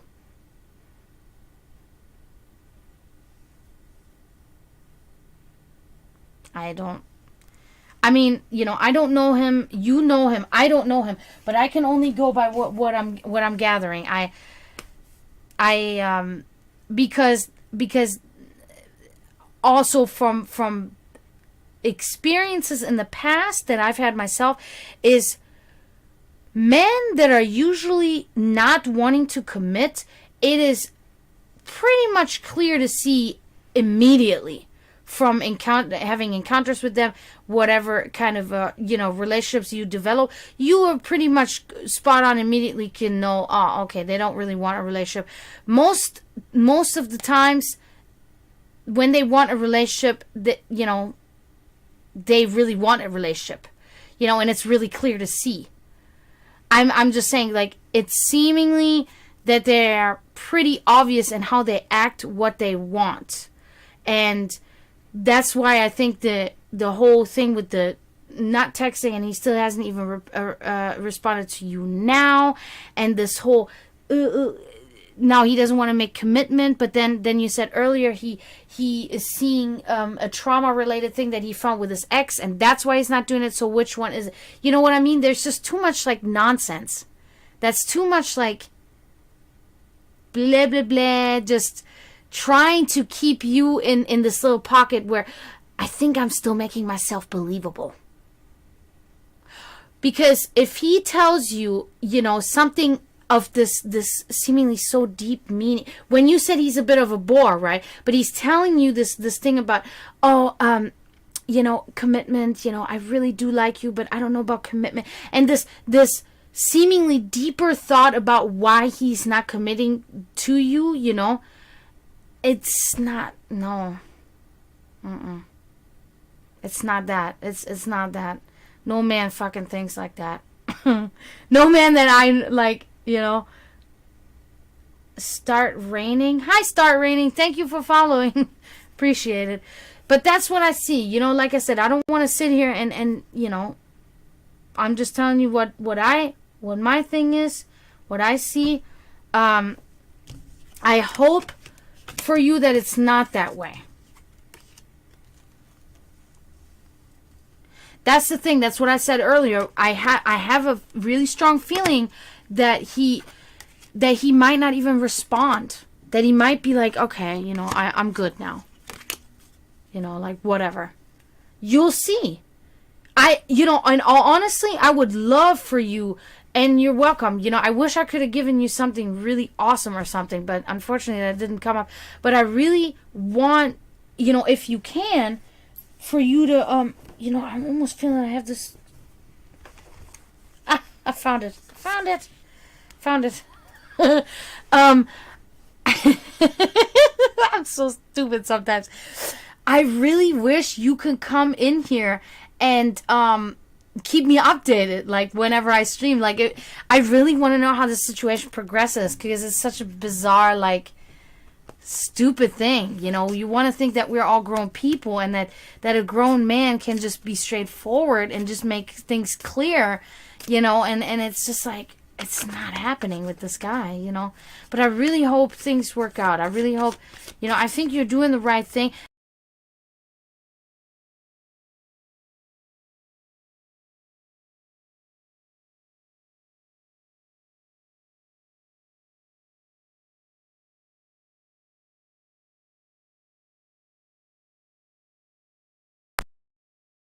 Doesn't come back around, then he wasn't worth it in the first place. You know what I mean? That's really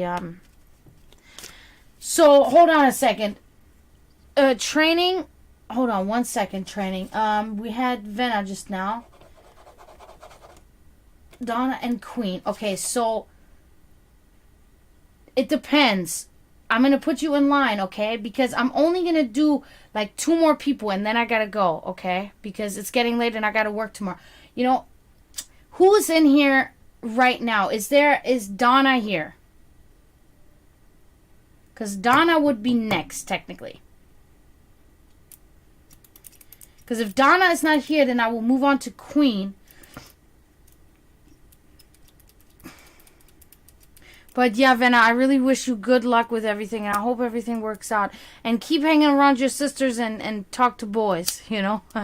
Do it. I encourage you.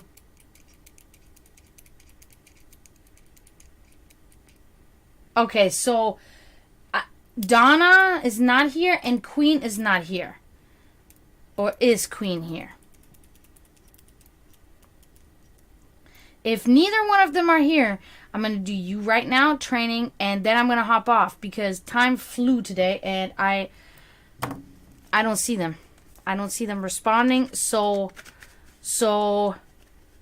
I think this will be yours here, training. All right. So let me ask you this. Is there anything in particular that you would like to know about today? But if she's not responding, then I'm going to have to take the next one in line, which would be training. Okay, so your final outcome card is going to be directed at one topping. Topping. I'm thinking about pizza or something, right? One topic. So you got to make a choice. Either career or love. Career. Okay, gotcha.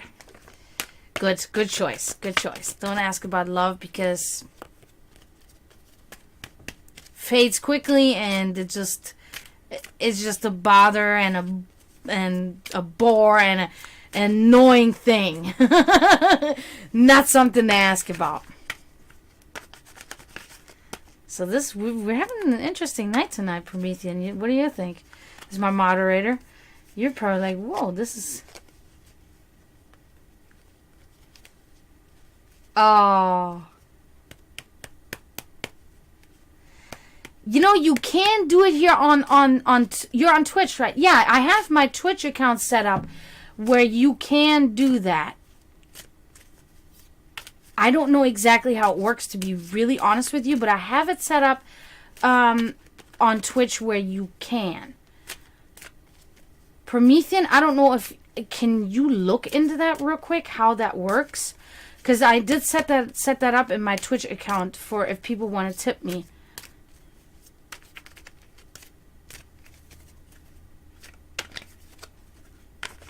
Because I had to hook up like my PayPal and everything when I set everything up. So I'm hoping that maybe Promethean is looking that up for you. Oh, okay. I don't know. You might have to just kind of scroll through my Twitch channel there. Let me see. I really can't. A Pixel Angel and see. Really? What's the problem there? I'm trying to think.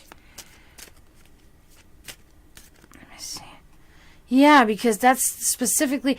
I don't know if you have Facebook, but on my Facebook, you can go... There's actually a link that appears above my video that says support the stream on Streamlabs. And you can click on that, and I think you can tip there. Maybe I'm stupid. Maybe that's what it was. So if you were on Facebook, I guess... My computer is so slow. There's no way I can look that up right now. Yes, I have an Etsy store too. I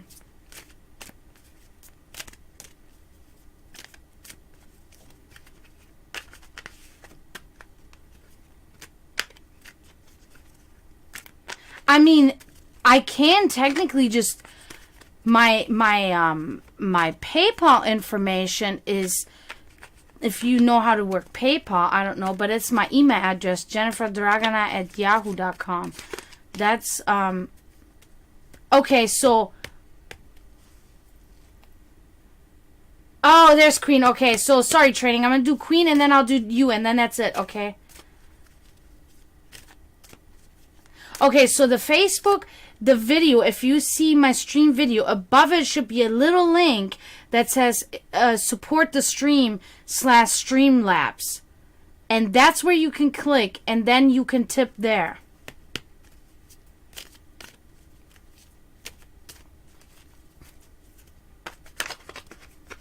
So training, I will do you after Queen, and then I'm going to hop off.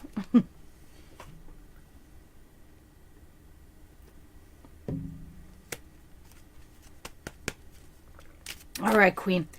You have anything in particular that you want to know about? Because your final outcome card will be designed or is designed to give you information on that topic.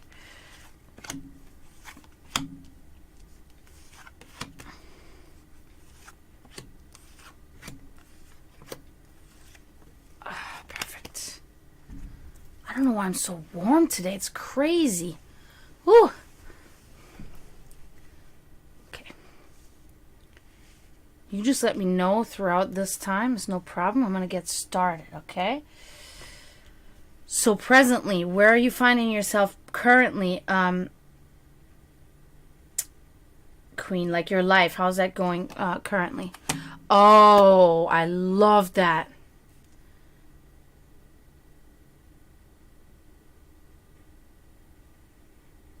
Okay, I can tell you all about that, hopefully, if the card wills it so. So, presently you get the Temperance, which is, that's a beautiful card. That's a beautiful card. This is about balance. This is about stability. It's about combining different elements to make something new, using pretty much the sciences of alchemy in your favor. Patience, you're channeling your energy, and you're combining elements for new results. It's perfect.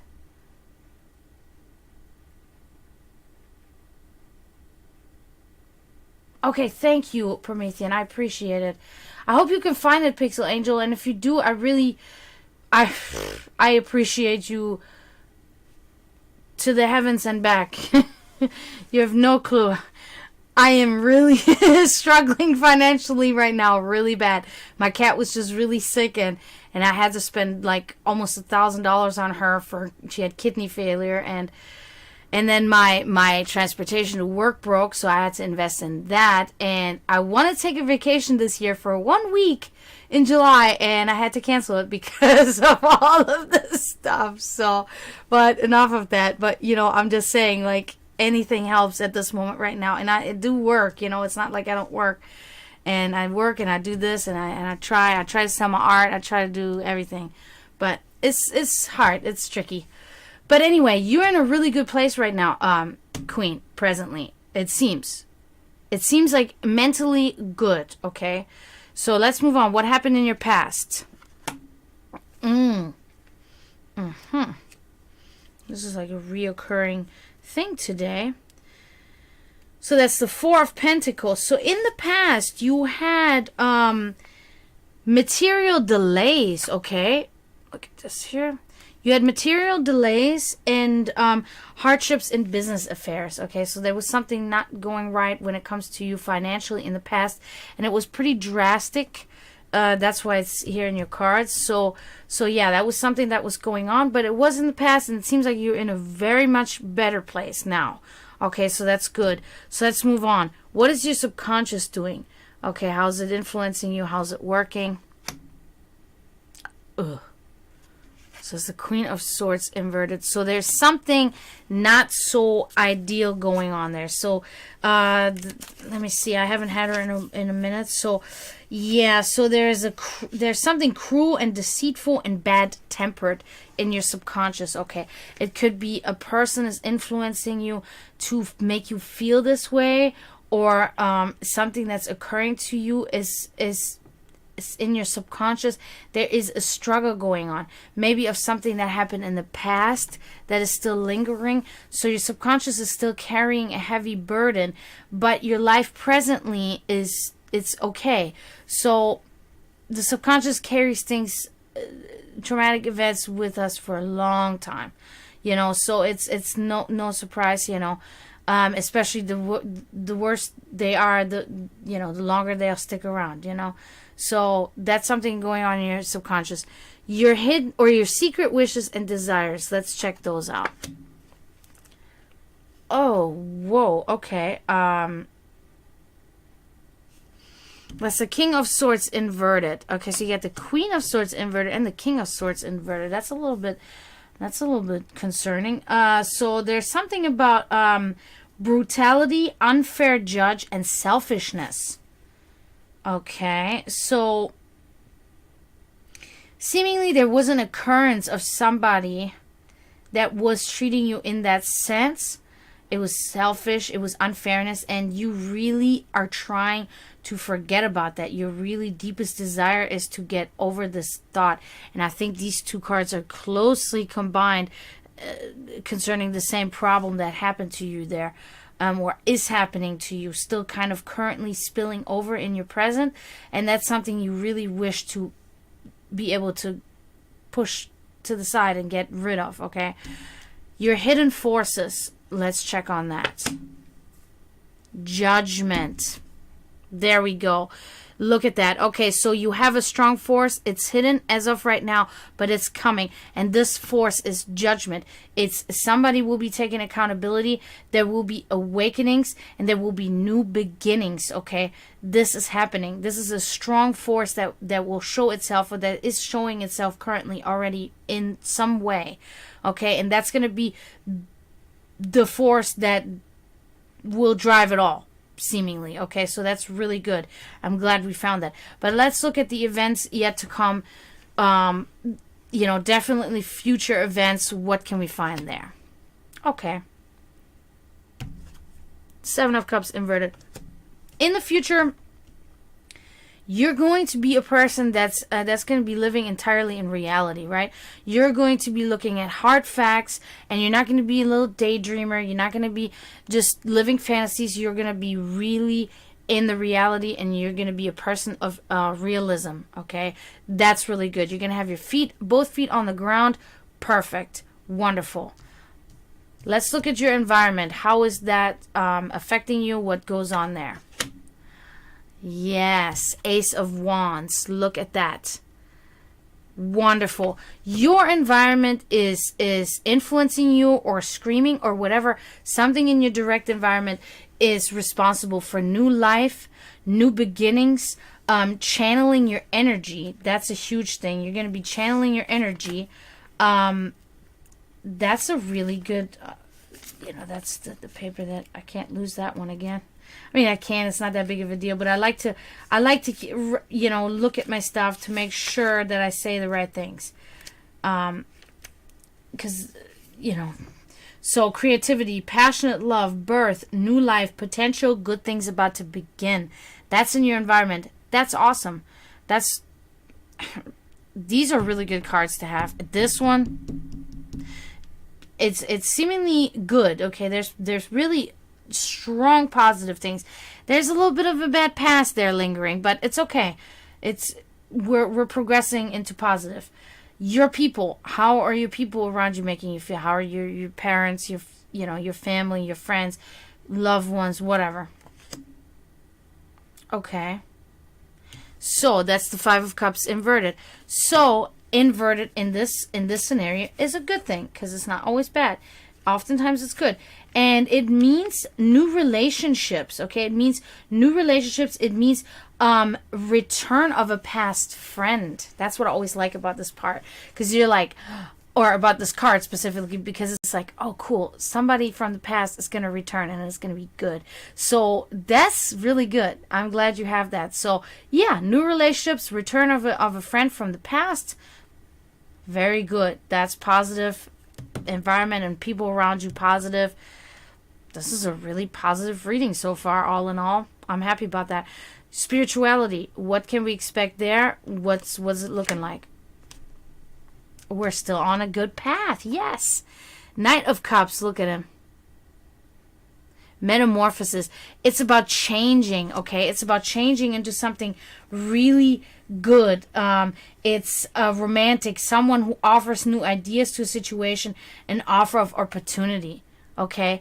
That's going to be a huge help in your progress in your spirituality, okay, in your evolution as a spiritual being.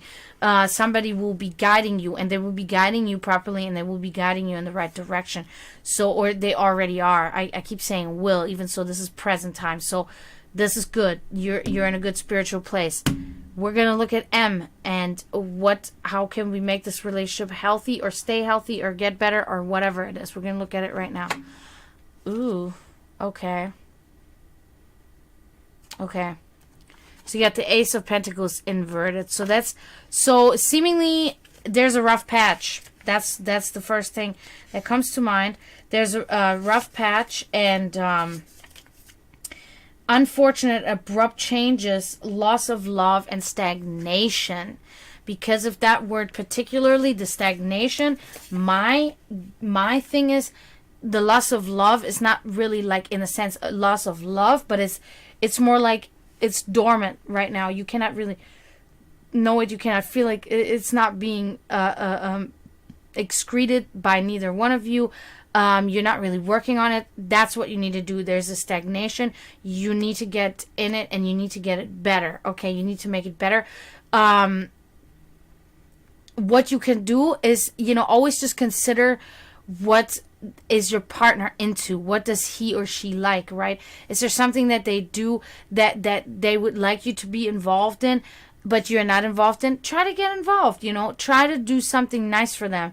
Even if it's just something little, try to go out of your comfort zone and do something that you usually wouldn't do, maybe cook them a special meal, or maybe go out together, something like this. Watch a movie that they want to watch, they like action movies. You're like, oh, I don't want to watch an action movie.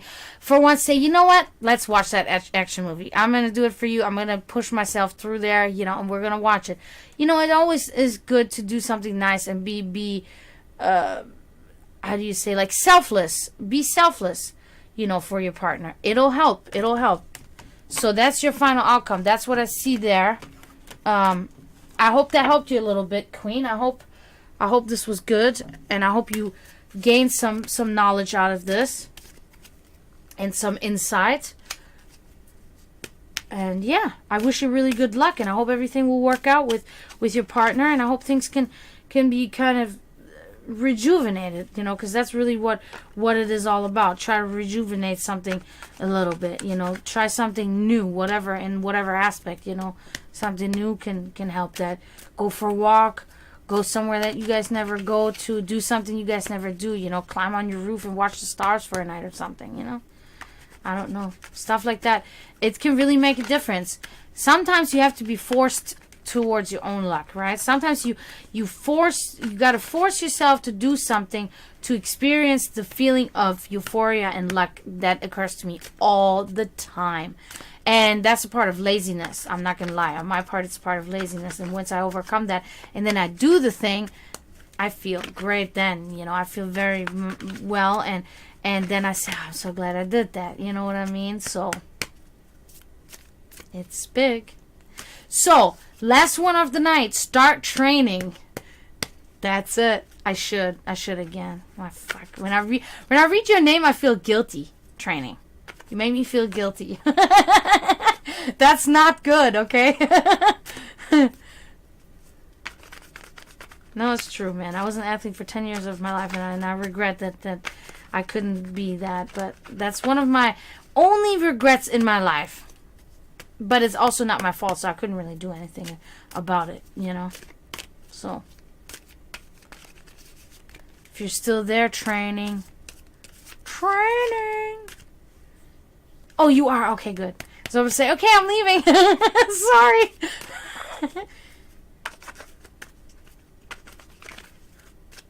I like that name, though. That's good. That's a good name. Makes me think different, because it puts me in another type of mindset, So what was your sport? What was it?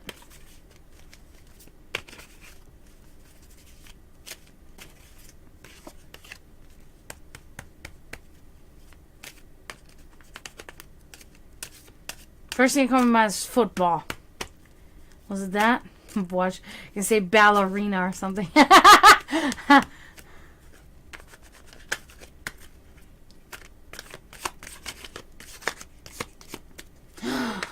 Mixed martial arts. Yes.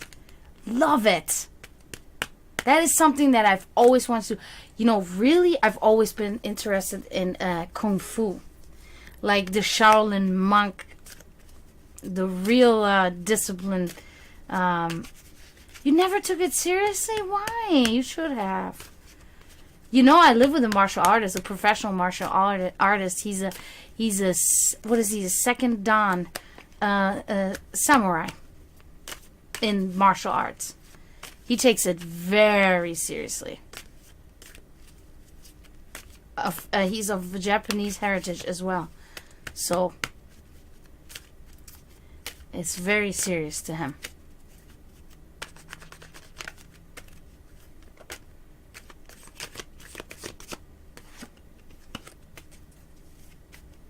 Requires a lot of discipline, I'm sure.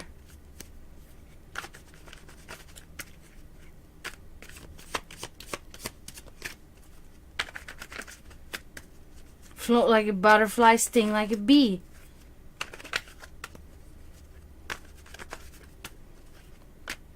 But it is how Bruce Lee taught about the water. I think it was Bruce Lee. I cannot recall exactly what he said, but it was something along the lines of, you know, the water flows and the water is soft in its way. But, you know, if you hit the water, you know, from a distance, it becomes like beton, like concrete.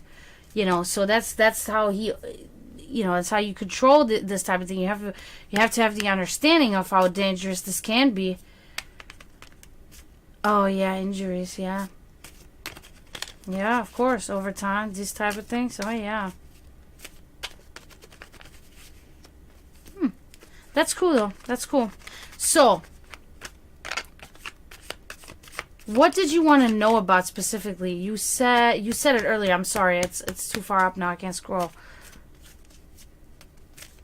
I gotta know what specifically you wanted to know about that I can put in your final outcome card.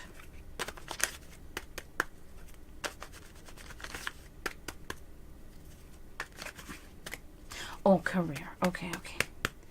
All right, let's. Oh my God, if I don't throw the cards away.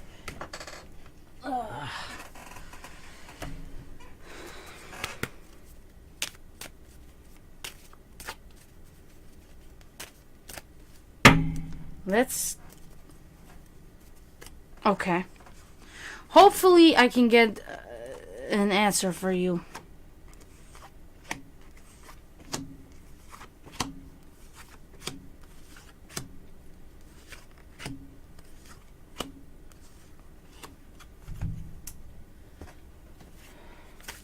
Currently, your current situation in your life, what is going on there?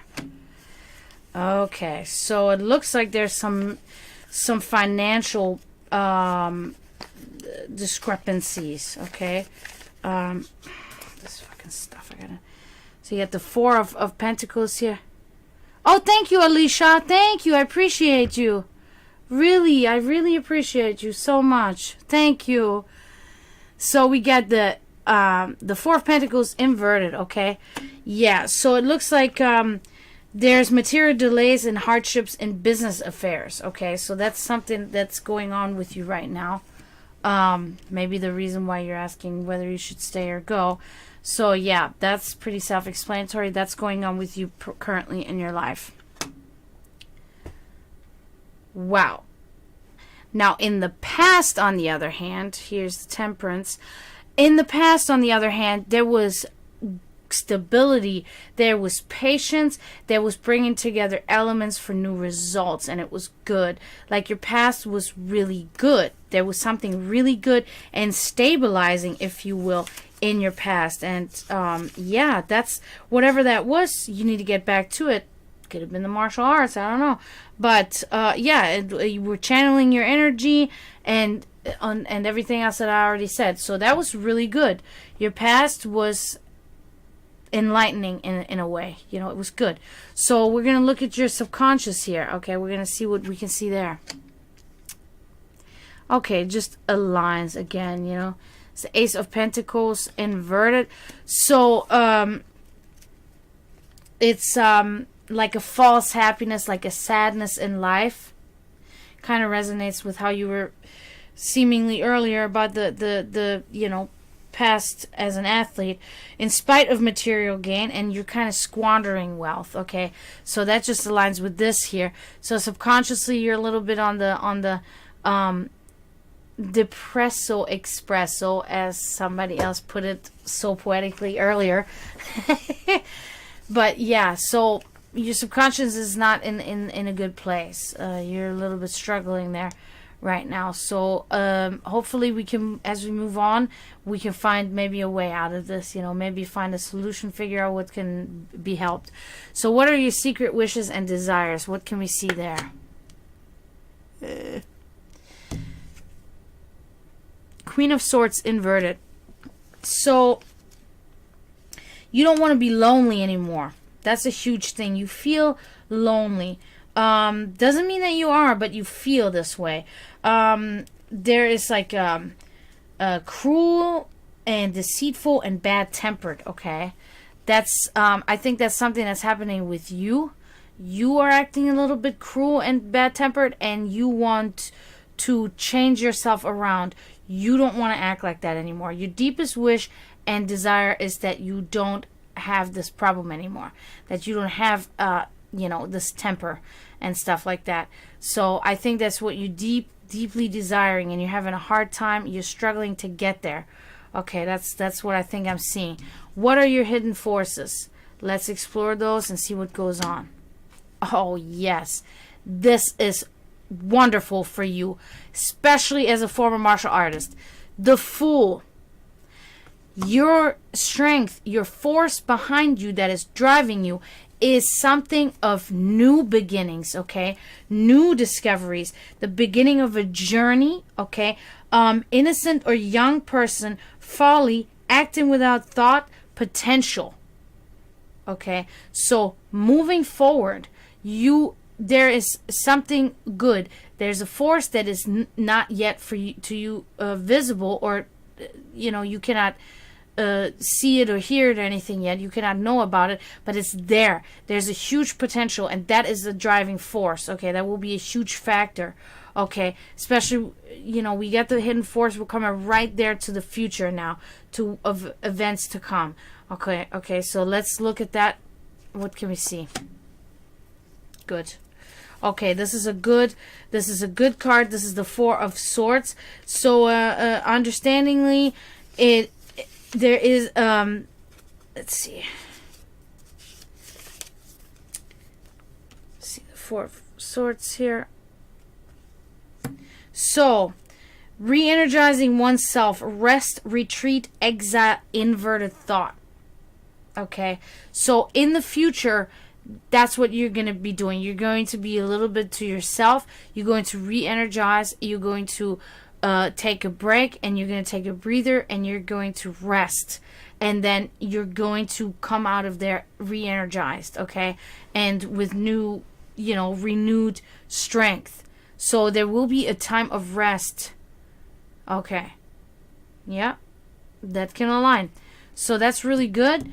That's a good card. That's a good card. That's a good card. Not so bad. Your environment. What goes on there? How is it influencing you? Oh, I'm glad you got this card. The Sun. Okay, so in your direct environment, there is a coming together, some kind of strong relationship building with somebody, a friendship, a partner, an animal, like something, and pure joy. Okay, enjoyment. It's really good. The Sun is a really good, you know, it's light, it's warmth, it's positive for you. It is successful social relationship, friendship, engagement, happy times, pure joy. Perfect. That's in your direct environment around you.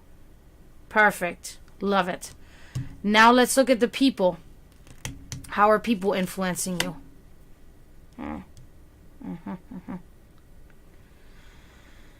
Okay. So it's the Six of Wands here, inverted, okay? So people around you, as we would say in Germany we would say lassen zu wünschen übrig, which means they leave you to wish. Like, they leave you to wish for better things because they're not really so great. So that is maybe another reason why you're thinking of changing careers, because oh, I'm on the wrong page here. Hold on a second. I haven't had that in a while, so I have to look at this one.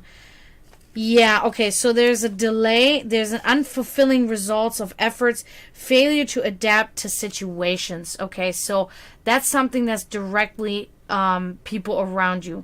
They make you feel like that, they cause this problem for you. So it could be really the work-related people that are causing this for you. Somebody around you is definitely causing that, okay? Your spirituality. Let's look at that. That's big. We want to see what goes on. Okay. Very good. The Knight of Pentacles. So that's a good one.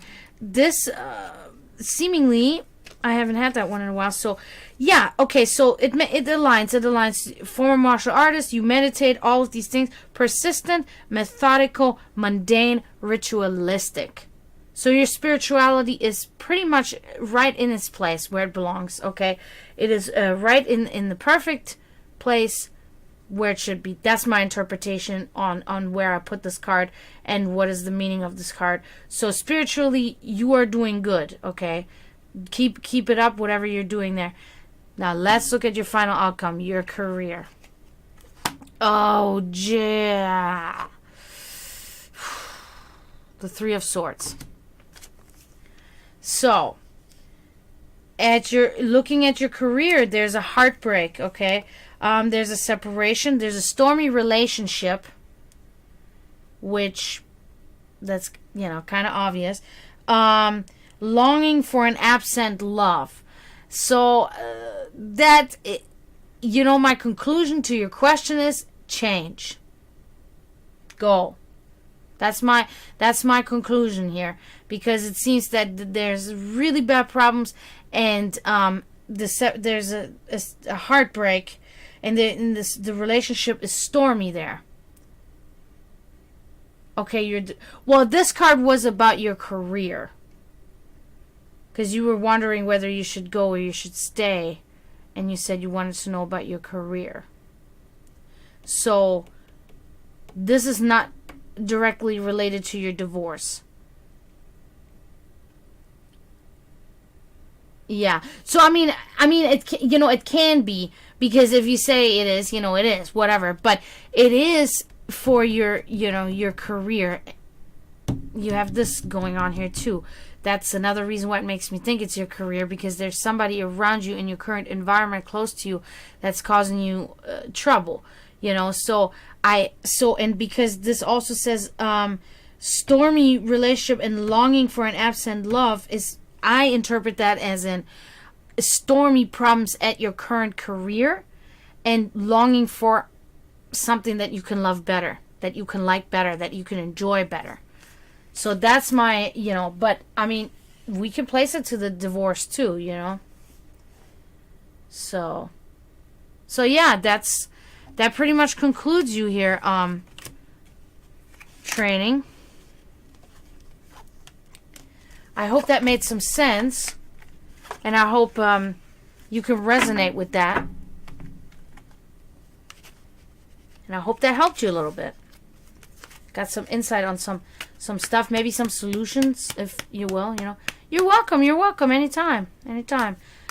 Just come back anytime and we'll do it again. Good. That's cool. No, I'm glad. So I really gotta go, guys. It's like way past my time to leave, and I'm like, whoa, I can't believe it's already this time, because I gotta work tomorrow. But I do want to say, everybody, you were awesome. Tonight was so great. Everybody, blessings to you too. Thank you. It was really wonderful. Alicia for following. Thank you. Start training, following me. Thank you. I wish this shit wouldn't go so fast. And Wildebeest, thank you. Venna, I appreciate you following too. Let's see. Pixel Angel, Forbidden, Sweetheart, Patricia. Oh no, that's 4 days ago. So thank you all. Thanks for coming, Florida Metal. Thank you, Promethean, for being my so awesome moderator. I'm so excited about this. Promethean is my official moderator, everybody. So congratulate her on that. It was good seeing you too. Really, thank you. Donna popped her head in. Queen was in here. Ashai, or I always say that word, his name wrong, or her name wrong. Ashai, that's it, was in here. Everybody that was in here that, I really thank you guys so much. This was awesome. I'm glad I came. Tonight was one of those nights where I was a little tired and I was like, but I not forced myself, but I did say, I'm going to do it. I'm not going to not do it. And I made the right choice and I brought myself to luck. So it does work like that sometimes, you got to just do something and you just got to do it and it'll be awesome in the end, So thank you so much, guys. Thank you, everybody, for coming. And thank you to all my new followers. I'm so happy I can actually come out of here tonight and feel so much better than I have in the last few days. And it's thanks to you. It's thanks to nothing else but you guys. So I'm really happy. The gods are here, Satan is here, whatever you want to say, something is going on and something is good. And yeah, so I wish everybody a good night. Thank you, Promethean, for being fucking awesome. And I hope I see you guys when, what's tomorrow? Oh no, tomorrow I'm not on, but I'll be on Friday and on Saturday. So I will see you guys then, hopefully. And again, thank you so much, guys, for everything. Have a good night. Do not ever forget to mourn the people in spiritual turmoil. And